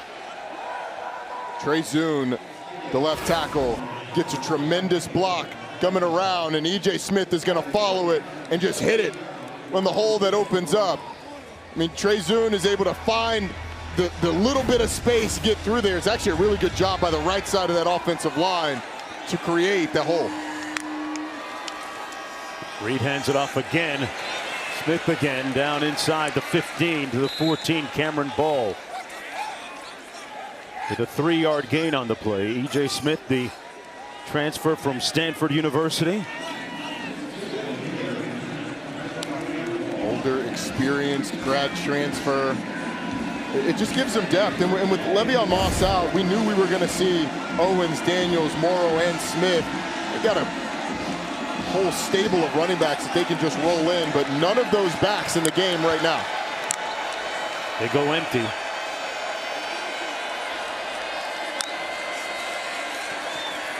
Reed into the end zone, taking a shot.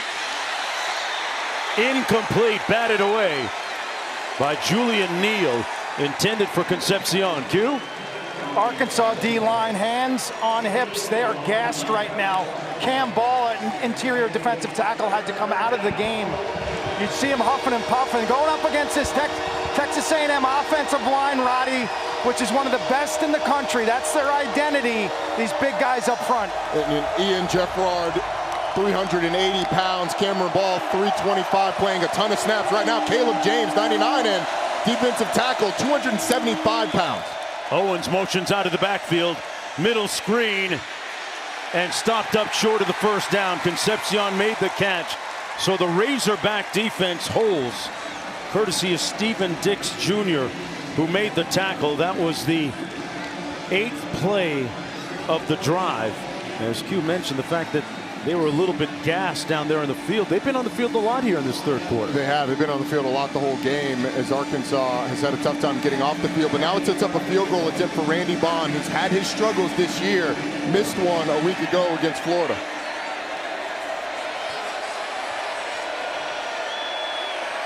Bond. They've been imbuing him with confidence all week. Getting his swag back. Bond. Texas A&M trying to stay undefeated with a strong early showing here in the second half.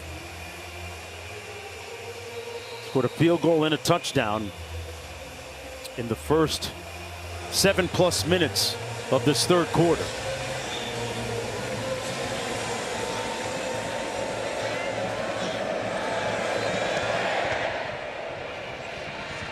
And it'll be 1st and 10. There's going to be a penalty, so they'll bring it out to the 35-yard line. And free kick out of bounds, kicking team.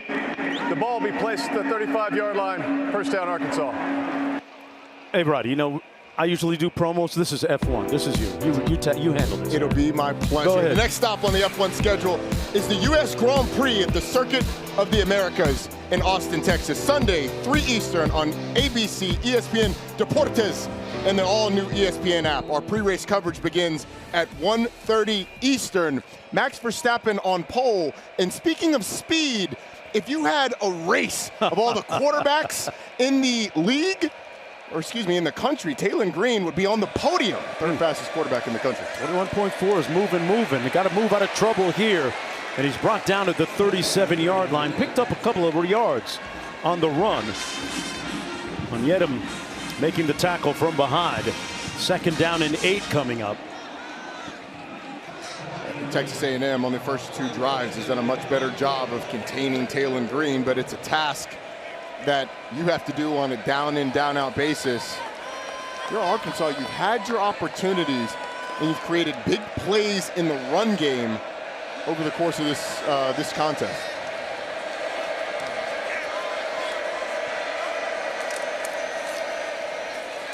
They're going to run it. And a nice move by Washington to pick up the first down. They'll move the sticks. Mike Washington, the transfer from New Mexico State. And he's made a really nice assimilation, a nice adjustment to Fayetteville, Arkansas. It really has. And the thing that makes this run game go, the offensive line consistently just strains. They fight and claw, and even though they're not perfect, by staying on those blocks, the running backs who are talented can make cuts off of them. They go empty, 5 receivers. Green, Brown with the catch and the first down, brought down at the 40-yard line. And they move the sticks again. It's a Texas A&M defense that usually likes to play man coverage, but because of the success of Taylor Green's legs, if you're playing man and he brace contain, there's nobody there looking at the quarterback, so you play zone so everybody's watching, but that means there's spaces for receivers to settle into. Playing a tempo game, pressure coming. Green outrunning the pressure. Green tiptoes out of bounds at about the 32. Let's see where they spot it. Deion Hayes, the transfer from Colorado, in pursuit. Well, Jordan Shaw is going to blitz from the right side, and he's going to come free. And Taylor Green just spins deep out of the pocket and breaks the contain. I mean, Texas A&M had this drawn up perfectly. You got a free rusher, you got a defensive end getting up the field. Doesn't matter when you have a guy that runs 21.4 miles an hour at the quarterback position. Good enough for 8 yards. Gets it out quick. Caught at the 25-yard line. That's Blake. And a flag down right there at the 25.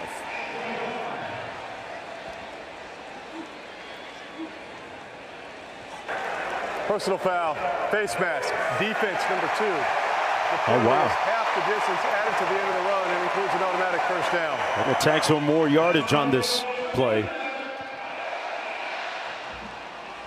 Mike Elko and defensive coordinator Jay Bateman trying to find answers for Taylor Green. If you blitz him, he's able to get out.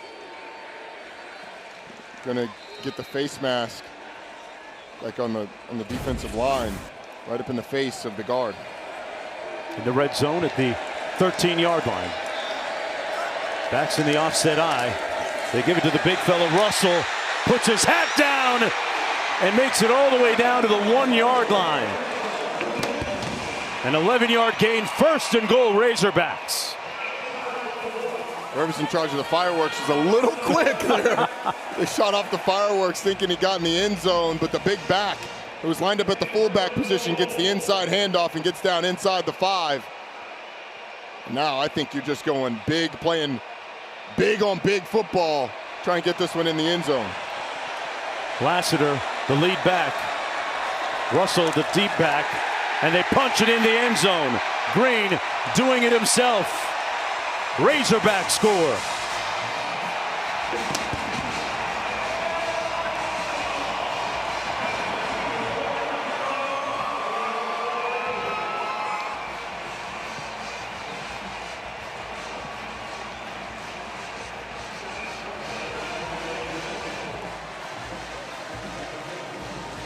Green with his 2nd rushing touchdown of the afternoon. Set the game clock to 4 minutes, 28 seconds. The touchdown will score with 4:28.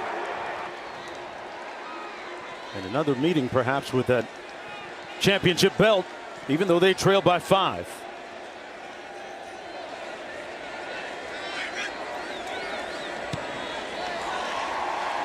Four-point football game with 4:28 to go. Playing like a champ. Got the belt right now to prove it, but plenty of football to go.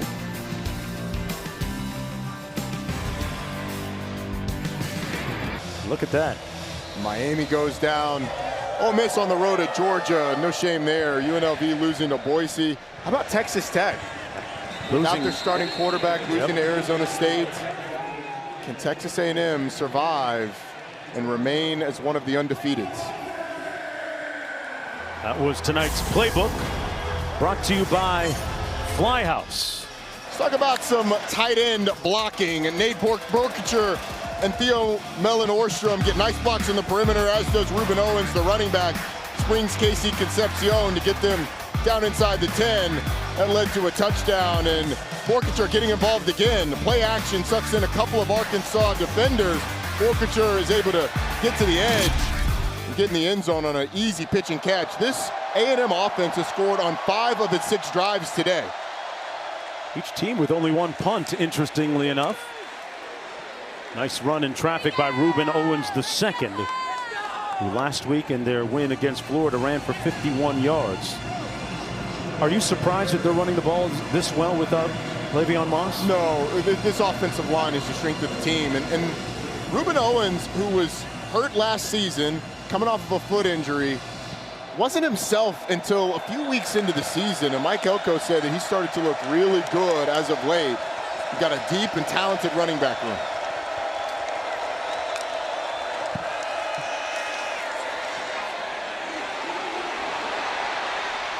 On the run and over midfield, Ruben Owens. Well, Texas A&M has gone through a procession of some pretty significant injuries going back to 2023 that have been untimely. Not that there's ever a good time for them, but now they're dealing with Moss's absence, but they're expecting him back in several weeks. E.J. Smith, part of the core of running backs, filling in for him. A lot of guys are on the line of scrimmage for Arkansas. One-on-ones on the outside. Smith dances between the tackles down to the 45. Picked up 3 yards on the play. Cameron Ball, who was cited by the defensive staff as one of those guys that has to play well today for Arkansas. Mike Elko's team has been built on the lines of scrimmage, and even though Arkansas keeps putting bodies around that line of scrimmage, Texas A&M remains dedicated to the run. On 2nd and 7, Marcel Reed checks it down out of the backfield. Some hard, determined running by E.J. Smith, who delivered the blow there. Tell you what, Miguel Mitchell had to break down in case Smith decided, as he took a couple of slower steps, in case E.J. Smith decided to go inside, but Smith accelerated into the hit. Wow. Defensive back did a good job to hold on for dear life and wrangle him to the ground. Approaching 2 minutes to go in the third. First down and 10, Texas A&M. Reed with a clean pocket. All day to throw. That ball was partially tipped, it looked like, at the line of scrimmage by Xavier Sori Jr., number 10 there, resulting in the incompletion. 2nd down and 10 coming up. It's been really tough for Arkansas all day long to create a pass rush against Marcel Reed, Mark. It's felt like when they have gotten some penetration into the backfield to disturb Reed, he's been able to move up and find space in the pocket and use his legs. But more recently, he just had a ton of time to throw the ball.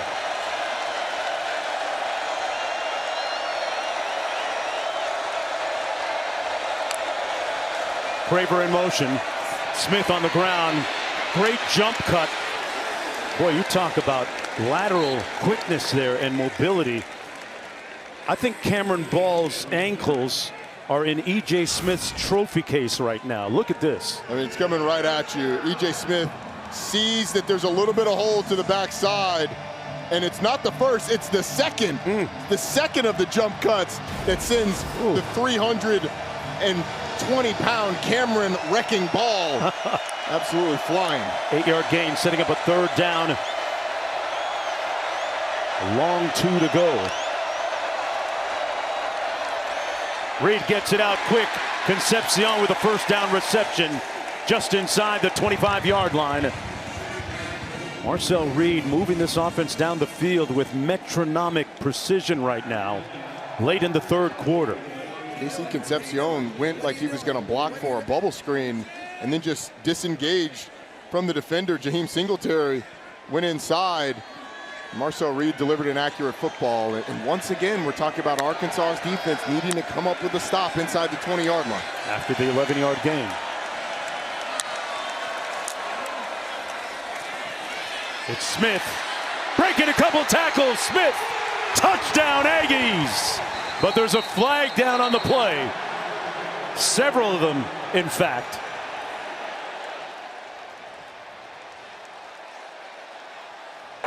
During the run, holding, offense number 1. The 10-yard penalty is enforced from the spot of the foul. After enforcement, it'll repeat 1st down. So they're going to take the touchdown off the board. That's Mario Craver. Yeah, and I'm not sure he needed to. It's down the field. He's on Jordan Young, and he's got him close. And then Jordan Young's trying to disengage and get to the running back, and Craver just doesn't let go. It's an easy call for the referees. I'm not sure he needed to, though. Yeah. The way E.J. Smith's running, probably could have broken that tackle. You at least want to give your running back a chance to, so it doesn't get called back. 30 seconds to go in the 3rd quarter. 1st and 5. Ruben Owens in the backfield. Smith back on the bench. Single back set. Owens sprinting into the end zone. Touchdown. So they get it back on the next play.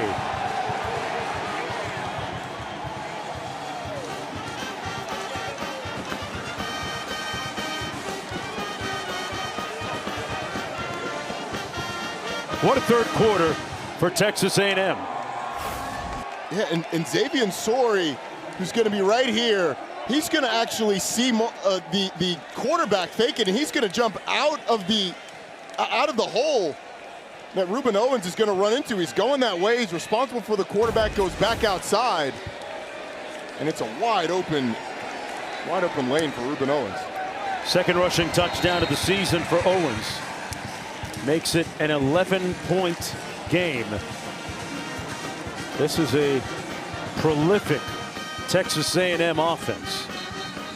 The number 4 ranked team in the country. With 25 seconds to go now in the third quarter. And this is a defense, an Arkansas defense that has struggled all year long, and you could argue the performance of this defense against Notre Dame is what signaled the end for Sam Pittman, giving up 56 in that game, a lot of that in the first half. And the issues that we've seen all year long have really popped up today. And I think this is an offense that shouldered a lot of the burden, but you're going to need a stop at some point. A&M has now scored on all but one of their drives and scored touchdowns on 5 of their 6 scores, 5 of their 7 total drives. Wow. That would be efficiency. I would say so.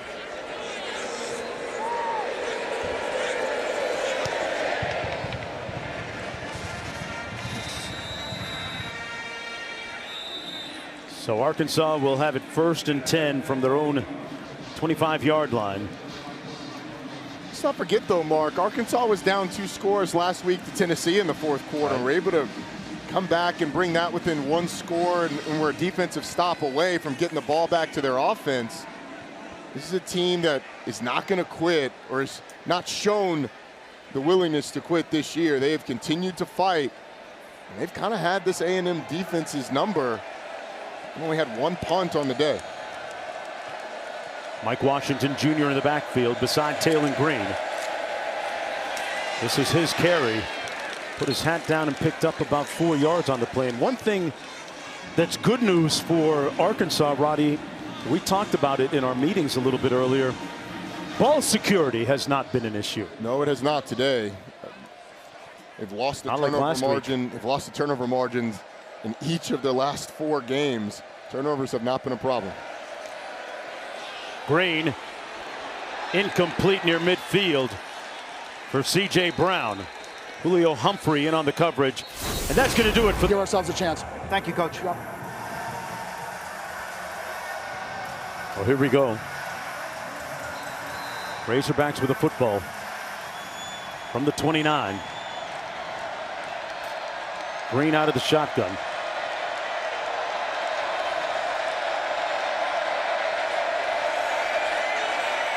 Escapes on 3rd and 6. Green completes it to the 45-yard line. 1st down. Omega Blake. It's just a tremendous job by Taylor Green of creating time, and a tremendous job by Omega Blake of making himself available to the quarterback, continuing to work, stemming up the field to push the defenders up the field, and then coming back down to Taylor Green to get the 1st down. 16-yard gain. They keep it on the ground. Washington, good straight arm, and tiptoes down the sidelines to the 43-yard line. He told Will Lee III, better talk to the hand. Talk to the hand, because the hands ain't home. But Taylor Green, I mean, he gets, Cassius Howell gets a little bit of pressure, but he just creates and gives his receivers time to find some room. On the slant, complete, still on his feet. It's Blake with another 1st down for the Hogs. I'll tell you what, Mark, the open field tackling in this game has left a lot to be desired. It's going to be on the what not to do's on both teams. Both teams have struggled with it. And A&M has been a good tackling team, but not today against these big backs and these physical receivers. 23-yard gain. Washington, the lone back, takes the handoff, trying to get to the edge, and chopped down immediately by Dalton Brooks. Well, there's some good form tackling for you, partner, just as you were saying, right? We got one. We're coming from the secondary, but just a little bit ago, I mean, Damian Sanford has an opportunity to tackle Omega Blake, isn't able to do it, and it feels like every time an Arkansas or a Texas A&M ball carrier is able to get to the 2nd level, they break at least 1 tackle. C.J. Brown split wide to the bottom of your screen. Green in the pocket, delivers another strike, complete down to the 12-yard line. Raylan Sharp this time picks up the 1st down. And this offense in flow state right now with a 13-yard pickup. And a lot of it because I think A&M is afraid of Taylor Green's running the football. As we have a player down. The question is, was the player down before the ball was spotted or after? Number 7 of Texas A&M went down after the ball was ready for play. By rule, timeout is charged to Texas A&M. There's your answer. Yep, there's the new rule, the point of emphasis this year in collegiate football. There's a new rule created to prevent teams from feigning injuries to slow down tempo. And Tyreek Chappelle, after the ball is spotted, he ends up going down to the ground. And Bobby Petrino knows it. Throw the flag. And whether the injury is legitimate or not, it's not up to the referee's discretion. If the ball is spotted ready for play and a player goes down injured after, it is an automatic timeout. And if the team has no timeouts, it's a 5-yard penalty for delay of game. Well, the Chappelle Show will have a temporary delay. He'll come out of the football game. This is like when he went overseas. He disappeared for a while. Tyreek Chappelle, the nickelback. There's the new rule. If a player presents as injured after the ball is spotted, team charged a timeout. Either that or a 5-yard penalty if they don't have any remaining. So the ball at the 11. 1st and 10 for the Razorbacks. Backs in the offset eye. It goes to Russell. And Russell is brought down and a flag down as well.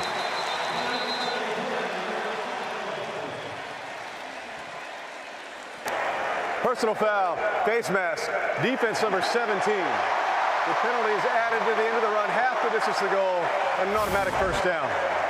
It's on Albert Regis. See the hand on the face mask of the ball carrier.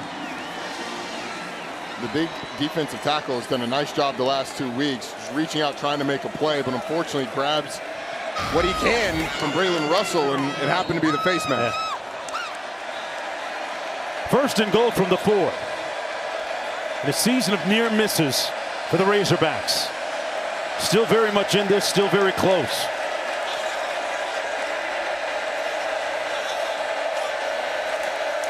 Washington with nowhere to go. That impregnable front for the Aggies making a statement. Albert Regis that time. It'll be 2nd and goal. He is tough to handle in the run game. He's physical, he's strong. That time he showed the quickness, getting back behind the block of the offensive line and getting in the backfield. And the Texas A&M feels like, even though they lost 3 NFL draft picks on that defensive line a year ago, they feel like they have 3 from the defensive tackle position alone. Cassius Howell is going to be a draft pick as well, and they're going to need to come up big inside the 5. Green to pass into the end zone. Touchdown, Jaden Platt.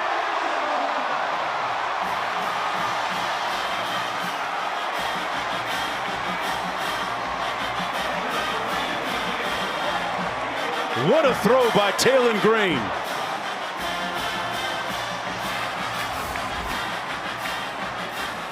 Progressive pylon cam, you can see the catch.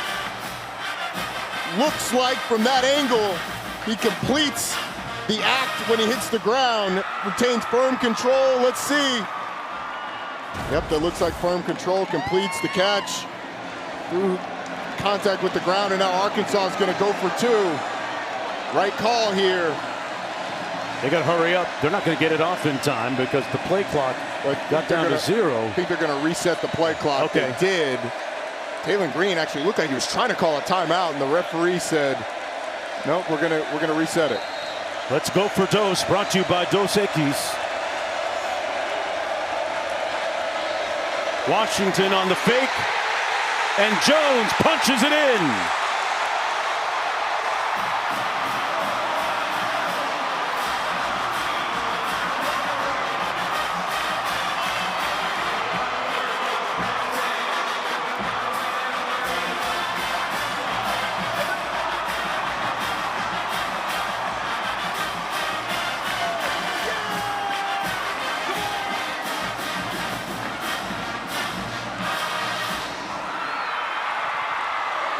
Eleven and a half minutes to go. Bobby Petrino said that he wanted his team to have fun.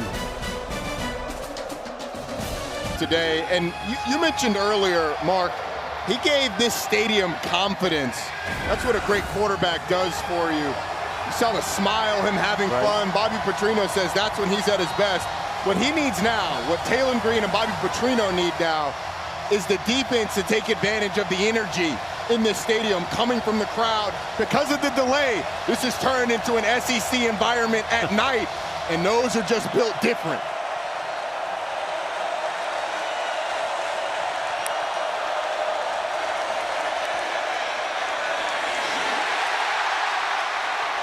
Concepcion couldn't squeeze it. Was thrown a little bit behind him, but it'll be 2nd down and 10. Reed, meanwhile, has put up brilliant numbers today. 20 of 28 passing. Pardon me, 27 passing. 230 yards in all and 3 touchdowns. And that was a miscommunication by Arkansas on defense, a missed opportunity for A&M, because Casey Concepcion would have been a foot race to the end zone between he and the safety, and I've got my money on Concepcion on those.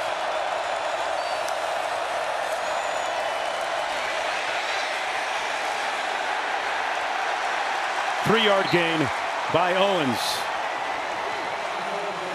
Geffrard with the stop. So it'll be 3rd down coming up for Mike Elko's squad. Mike Elko's Texas A&M squad, 4 of 8 on 3rd down today. This has not been a great 3rd down offense all year long. What does Chris Wilson, the defensive coordinator for Arkansas, have? Was named defensive coordinator after the firing of Sam Pittman. Travis Williams was let go. What does Chris Wilson bring? They're 4 of 8 on 3rd down. Reed pulls, complete. Let's see where they mark this. Let's see where they mark it. It's going to be just shy of the 1st down, caught by Craver. If you're A&M, do you dare go for it? I think you're sending the offense on the field to see if you can draw Arkansas offside. They're bringing in a lot of beef. Boy, nothing says confidence like going for it on 4th down here from your own 34 and a bit. They've converted twice today on 4th down already. E.J. Smith in the backfield. He's got a little company.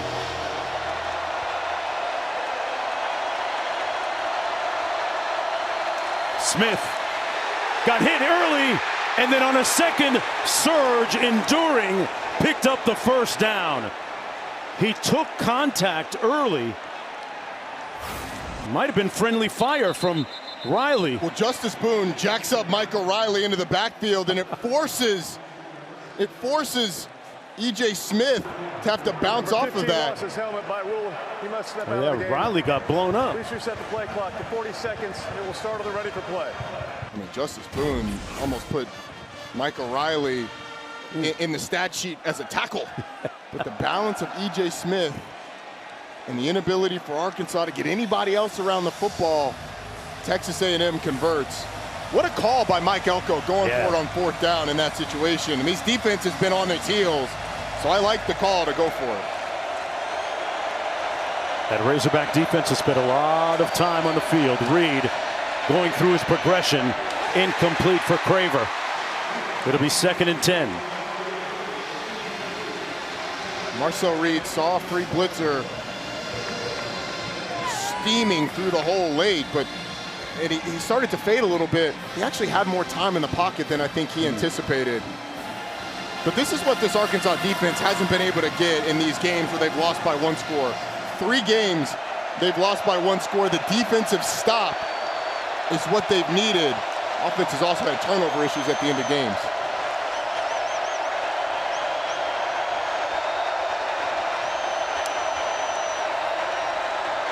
Reed, one-on-one down the sideline. Is it caught? Roman down there.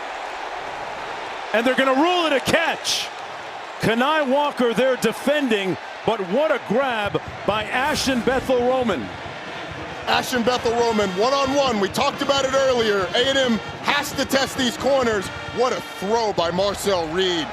Right on the sideline, puts it on the chest plate of the receiver. Looks like he's got firm control, maintains it all the way through. Fantastic catch by Ashton Bethel-Roman. What big-time throw by Marcel Reed. for the number 4 team in the country, trying to remain undefeated. On the jet sweep, getting to the edge, Craver turned it north-south, picked up about 9. Pushed out of bounds by Jordan Young. It'll be second down and short. Partner Ashton Bethel-Roman had 5 catches on the season coming into this game. He's got 4 catches for 83 yards today. And he is a talented receiver that just hasn't had the opportunities as a redshirt freshman, but he has come up big when they've asked him to. Got NFL lineage. His father, Mark Roman, played with the Bengals in the league.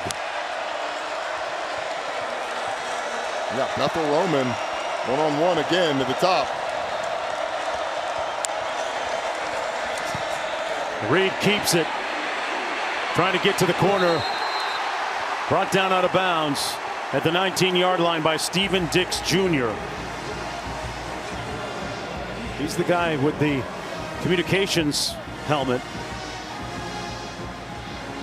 If you're Texas A&M, with the struggles of Randy Bond, I think Mike Elko is telling Colin Klein, hey, you got 2 downs here for this.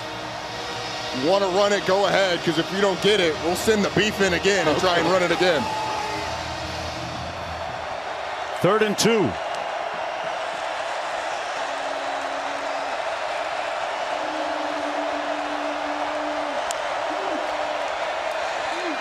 Owens makes the catch and gets the first down. A versatile running back making the reception out of the backfield. Well, Reuben Owens is going to come out of the backfield, and it's going to be the linebacker that's responsible for him. Just a long way to go. And because of the slant, Xavier Sorey has to go over the top of the route from the outside. Really good play call by Colin Klein, knowing that man coverage is going to make it tough to cover that back by the linebacker. A 9-play, 60-yard, 3-yard drive so far. They keep it on the ground, and touchdown for Reuben Owens II.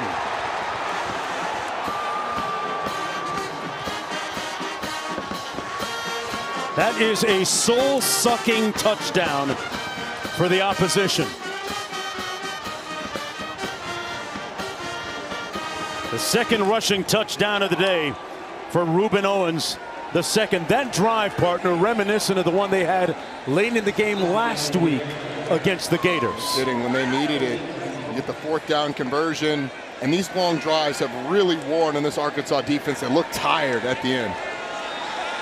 10 plays, 75 yards, almost 4.5 minutes plus on the clock, and some long faces, lugubrious looks on the fans here at Arkansas. Made it look easy. Arkansas with an uphill climb when we come back. Doak Walker Award winner. Used to love watching him run the football. He and Felix Jones in that prolific backfield. I used to love the box Chevy, that red box Chevy that used to drive around Fayetteville. Always wanted to take a spin at the wheel. Me too. First game I ever went to, big time college football game. He was playing against University of Georgia, and he was phenomenal. Let's take a look at our player spotlight, brought to you by Cintas. Great numbers tonight by both quarterbacks. Actually, Reed, 23 of 31, 281 yards, 4 touchdowns. Both of them with 4 touchdowns. Taylon Green, of course, with rush yardage. Quarterbacks have come to play, and Taylon Green's going to need to create a couple more memorable moments if he's going to get his team into this one for a win. Back to pass. And under pressure, brought down inside the 5 by Deion Hayes, the Pitt and Colorado transfer. Cassius Howell there as well. It was started by the unrelenting rush of Cassius Howell that chases him one way, and then when he goes the other, Deion Hayes cleans it up.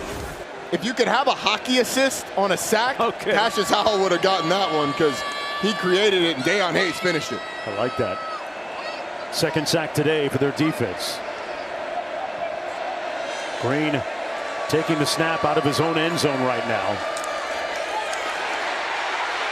Almost got caught with a safety, incomplete. Mike Washington was right there. Who else but Cassius Howell was there with the pressure. He gets double teamed, Roddy, about 75% of the time. And when he gets his one-on-ones, he's usually very successful with those opportunities. These are the types of situations where those one-on-ones come a lot, because you've got to get people out in the route. You've got to give Taylon Green some options to be able to throw the football. But Cassius Howell doesn't look like there's anyone there to help the tackle. Green out of the end zone. Incomplete for Washington, who dropped it. And it's a quick 3 and out for the Razorbacks, with the clock their enemy. And Cassius Howell tries to do a spin move inside. The guard was there to help on the inside, but as Taylon Green starts to scramble, he gets his hands up.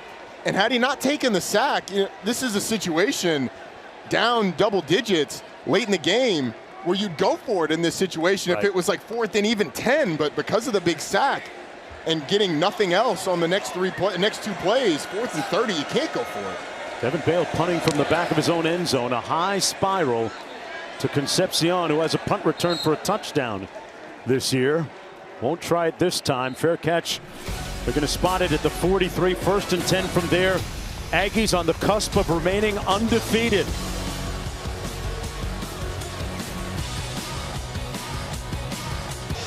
And sitting good right now with the football, leading by 10 points. 5:50 to go. Marcel Reed showing great sovereignty and dominion over this offense. Taking off. Great discernment. Marcel accelerating. Touchdown Aggies. But there's a flag down back at the 43. Holding offense number 71. 10-yard penalty from the previous spot. Repeat first down. And an exhale from Bobby Petrino. That one's going to come back. 57 yards in all. He'll take it off the board. And let me tell you, it's going to be the left guard that gets the holding call. Ian Jeffrard has no shot at making this play. I mean, that holding was completely unnecessary. You don't know that as an offensive lineman. You just got your hands there and disengaged. But when you watch that back, the 380-pound defensive tackle ain't catching Marcel Reed. He had no shot. Hey, a win tonight. Mike Elko's school will improve to 7-0 for the first time since '94. Think about all the great teams, but they are playing the long game in College Station.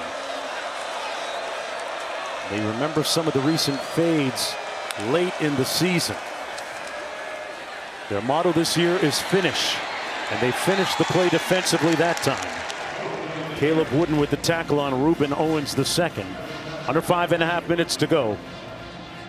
One of the things that makes A&M so dangerous at the end of games, that offensive line really good at running the football, but Mike Elko and Colin Klein being on the same page about milking the clock. I mean, last week they got the ball with 10 minutes left in the 4th quarter, and they milked just about the entire 4th quarter, it felt like, in scoring a touchdown. It's going to be a tall task here with 2nd and 20. They've got to get to the Arkansas 47 on the jet sweep. That's Craver. And he's brought down after a gain of about 2. Clock running. Colin Klein, the former quarterback at Kansas State, played for the legendary Bill Snyder. Does such a great job with Texas A&M's run game and how dangerous it makes them behind that really talented offensive line. That allows Marcel Reed to be able to find receivers both short and deep.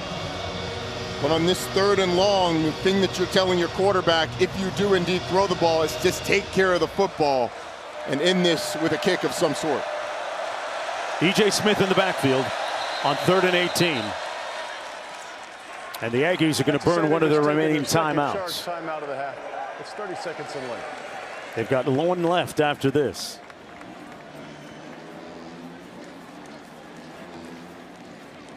We're going to stay right here. Boy, Marcel Reed has really grown and matured as a quarterback. We've seen it just in the last couple of weeks alone, Roddy.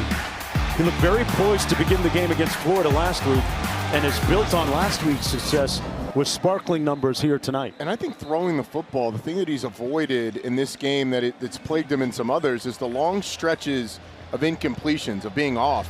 Hasn't really had that this game. 23 of 31. I think his ability to rush when he needed to and maneuver in the pocket has been on full display. Is it a good thing if at some point he outgrows the moniker of being a rhythm shooter? Yeah, absolutely. Okay. You'd rather be a guy who it doesn't matter if it's going well or not. You can make the easy completions. I don't know what the basketball analogy of that would be. Probably Steph Curry. It doesn't matter he's in rhythm or not. It's dangerous. That's what Colin Klein, the offensive coordinator, called his quarterback Marcel Reed a rhythm shooter. He's been in rhythm most of the day. Looking to throw again here off the play fake. Incomplete at the 42-yard line. Throw a little bit high for Craver. Let's go down to Quint. Yeah, one thing about Reed tonight that stands out for me is the way he's been marrying his footwork in the pocket and dialing things up. You know, he's the type of player, he's an instinctual player. He plays the game as he sees it. And tonight, as this injury, Mario Craver, I believe, is down on the field. Reed has really dialed up his footwork in the pocket. It's enabled him to scramble and be super dangerous. A lot of that cue has to do with the fact that Arkansas hasn't been able to affect him with a pass rush. This play, the ball high and inside for Mario Craver, and then hits the ground hard. He's coming from a long way up. Yeah, Kenai Walker was able to get that arm in there and make sure that the landing wasn't a soft one. And one of the most dangerous receivers in the country, leading rusher in the SEC. Excuse me, leading receiver in the SEC. It's been tremendous after the catch. Transfer from Mississippi State.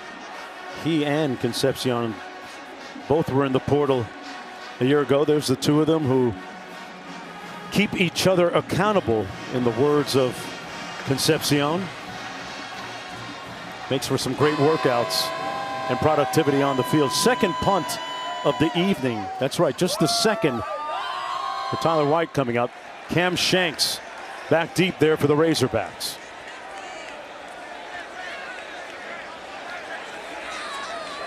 This is looking eerily similar to the Tennessee game where Arkansas got the ball back down 10 with 4 minutes 51 seconds left.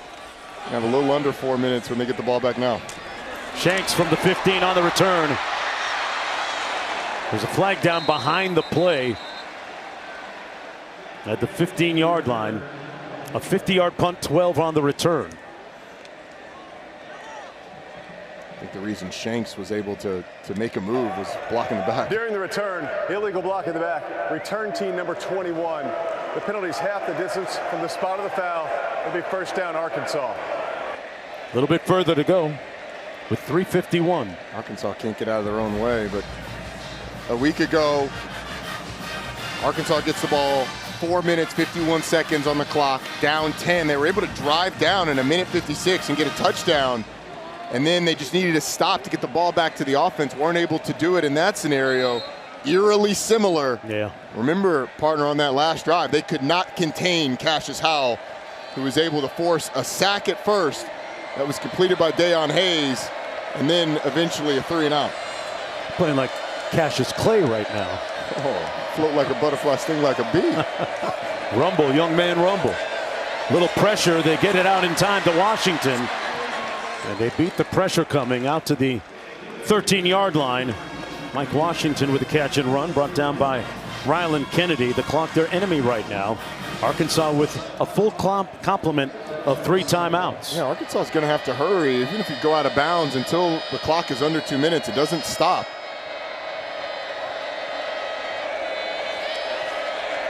Green into a tight window, incomplete at the 25.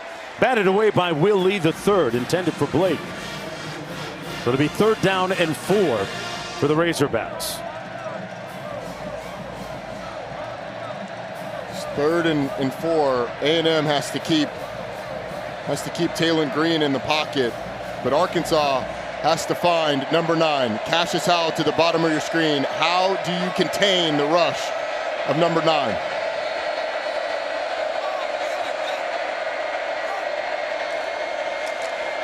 Washington, nowhere to go. Surrounded like Pharaoh's army. Dayon Hayes, one of the first guys to get there, sets up a 4th down. These defensive ends have gone straight for the mesh point on these zone reads and tried to blow it up. And this is the ball game for Arkansas. Yep. You got to convert on this to have any shot. Question is, what do you go with? Dayon Hayes has been able to get in the backfield. Cassius Howell has been able to get in the backfield. They need a big miracle, or at least a big play here. Blitz coming, Green trying to escape. Turns the corner, bends that corner, high stepping, still on his feet, Taylor Green at midfield. They get half of the miracle all the way down to the 37 with 2:25 to go and 3 timeouts, a 54-yard gallop. There's one player in the country that can make this play, and it's Taylor Green. And with 2 good legs, I think he takes this to the house. But you can see that knee kind of giving out on him as he's a little gimpy. Will Arkansas get a playoff before the 2-minute timeout? They will. Green looking to pass.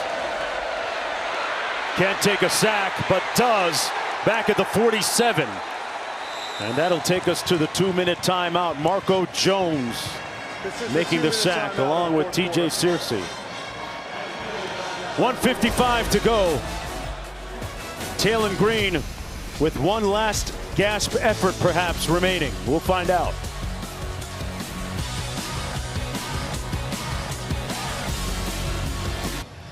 Because of severe storms, A&M scoring on 7 of 9 drives today.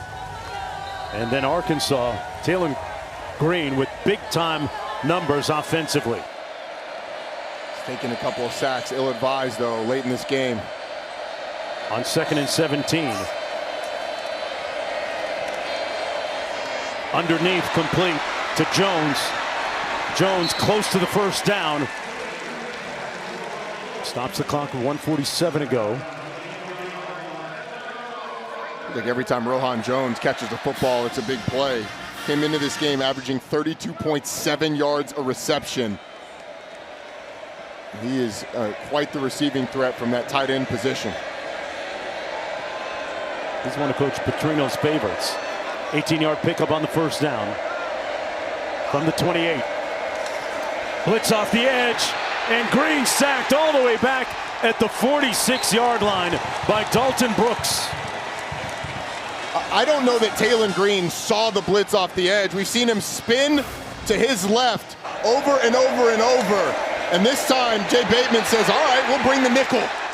We'll figure out a way to get the safety down near the line of scrimmage. So when you spin that way, we've got a little more athleticism to bring you down. Another ill-advised sack taken by Taylor Green, and a lot of time taken off the clock between plays. All the way back to the 46. And they're going to blow this dead, a flag on the field. Arkansas it's going to be a false start on Arkansas. They're going to have to take the timeout to avoid a 10-second runoff. Great point there, Roddy.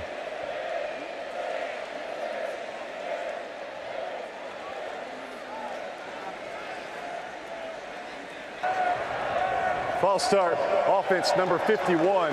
The clock was running at the time of the foul. Texas A&M has elected to enforce the 10-second runoff. Please reset the game clock to 1 minute exactly. The clock will start on the ready for play. Arkansas is going to have to hurry to the line of scrimmage and snap this quick. If you're Bobby Petrino, I don't know why you don't take the timeout unless you're going to start heaving it towards the end zone or get close to kick a field goal and then use your timeouts on defense. Definitely can't take another sack. Aggies have 4 today. Green launches, complete in the middle of the field. Blake still on his feet. Blake shaking and moving down inside the 15. 1st and 10. A 36-yard gain. Omega Blake. As the clock started on that ready for play, I mean, that ball was snapped with 1 minute now left. Now you have 38 seconds. And you need 2 scores.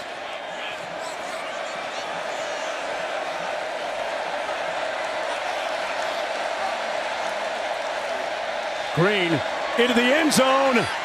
overshoots his receiver, Cam Shanks. Closely covered by Tyreek Chappelle. So clock stops with 26 seconds to go. 2nd and 10 coming up. Arkansas with a full complement of 3 timeouts. This is one of those situations you need a field goal and a touchdown. Do you think about just kicking the field goal at some point and then go for the onside kick and use those timeouts to stop Texas A&M? And you're kind of in a situation where it's tough either way. Green getting blitzed. This time he escapes. Throws it into the end zone, incomplete.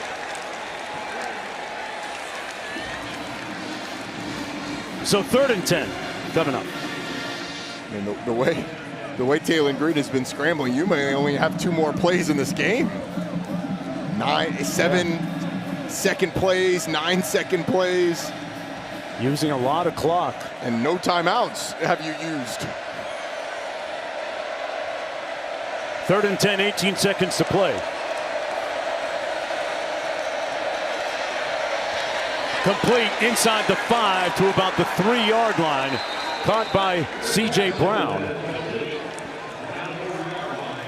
Arkansas called their first charge timeout. And Arkansas going to use one of their 3 timeouts. Like you said, Rodney, they need 2 scores with 13 seconds to go. So you have to get in on the next play. Is my math bad or what? No, I mean, look, you've got 13 seconds left. You need a touchdown here. You need to recover the onside kick, and then you've got to heave to the end zone. That's all you've got time left for in the game. And you know, reasonable minds can differ, but I think if you're Bobby Petrino, after that false start, you call the timeout there. You got 1:10 left there, and you got time to get up to the line of scrimmage. And then after the next play, which took a large chunk of time, you still have, you know, somewhere in that 50-second range where they had 38. Now, every second so precious, but here they are. It's going to take a miracle for Arkansas. You hit on it. Green scrambling is great for the team, but it eats up a lot of clock, especially in this scenario. Gets rid of it quick. Touchdown to C.J. Brown. They only used up a few seconds on the clock. 10 seconds to go. They're going to go for 1. C.J. Brown with a 4-yard touchdown catch. That is his 3rd of the season. So, we'll see how it impacts the game. Arkansas is going to have a chance with an onside kick to recover it, but either way, very important touchdown to some.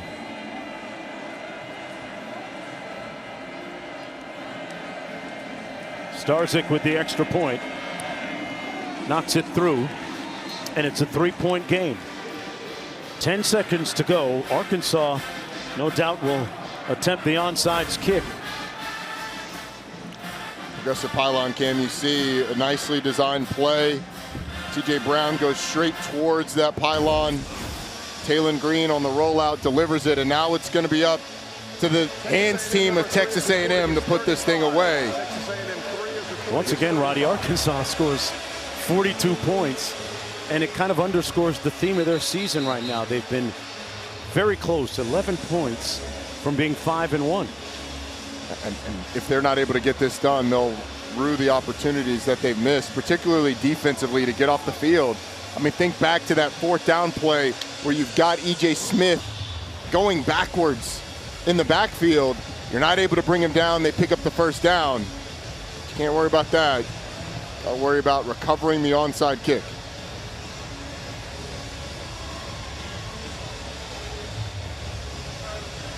Charlie Vondermetten, number 46 there, will be the one to attempt the onside kick.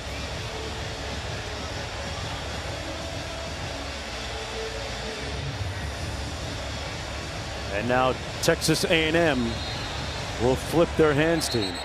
It's a good timeout for Mike Elko. Arkansas went and set up on one hash and then flipped to the other side, and the entire Texas A&M hands team flipped sides, and they were kind of scrambling. So Mike Elko takes the timeout to calm everybody down. honestly, if you're Arkansas, you might try that again. You had everybody running around different directions. Flip it one more time? I mean, why not? see what you can do as the rain starts to come down. Oh, no. Here at Razorback Stadium. Oh, no. There's no lightning in the forecast. I was listening to Quint a little bit earlier. Don't even say that. We had a 2-hour-plus rain delay because of lightning. So here we go. Looking for the good bounce, but the hands team doing what the hands team should do. Terry Bussey recovering the onside kick for the Aggies with 9 seconds to go. There's a flag on the far side of the field. Offside, kicking team number 15. The 5-yard penalty will be added to the end of the play. First down, Texas A&M. Yeah, that'll do it.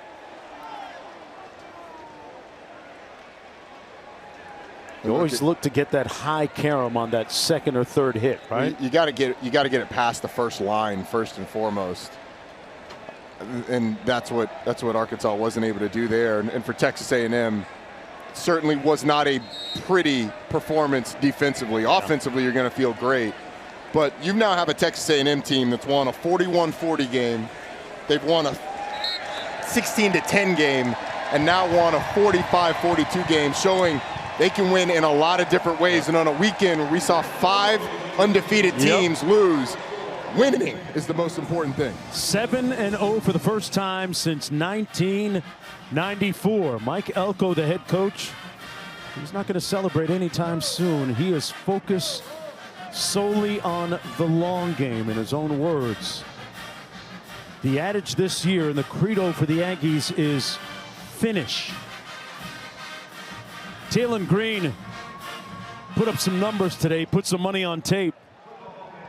Was shaken up in the second quarter. Had a leg injury, but returned to the game and ended up 19 of 32 passing. Reed passing was 23 of 32. And it was a really balanced performance for A&M offensively. 280 yards through the air, 217 yards on the ground. Say the same for Arkansas, but ultimately A&M did enough to win.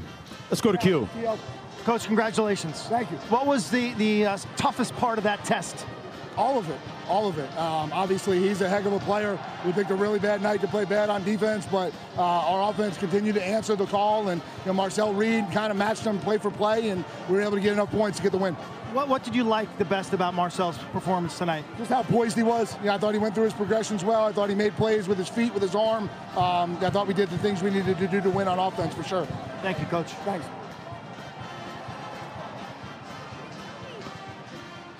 Seven 7-0. Number 4 in the country. Texas A&M wins it. They'll be on the road for a couple of more weeks before returning home to College Station. And they survive this test. They win it. For Roddy Jones, Quint Kesenick, and our entire crew, talented group behind the camera you never get a chance to see. I'm Mark Jones. So long, folks, from Fayetteville, where it's not raining.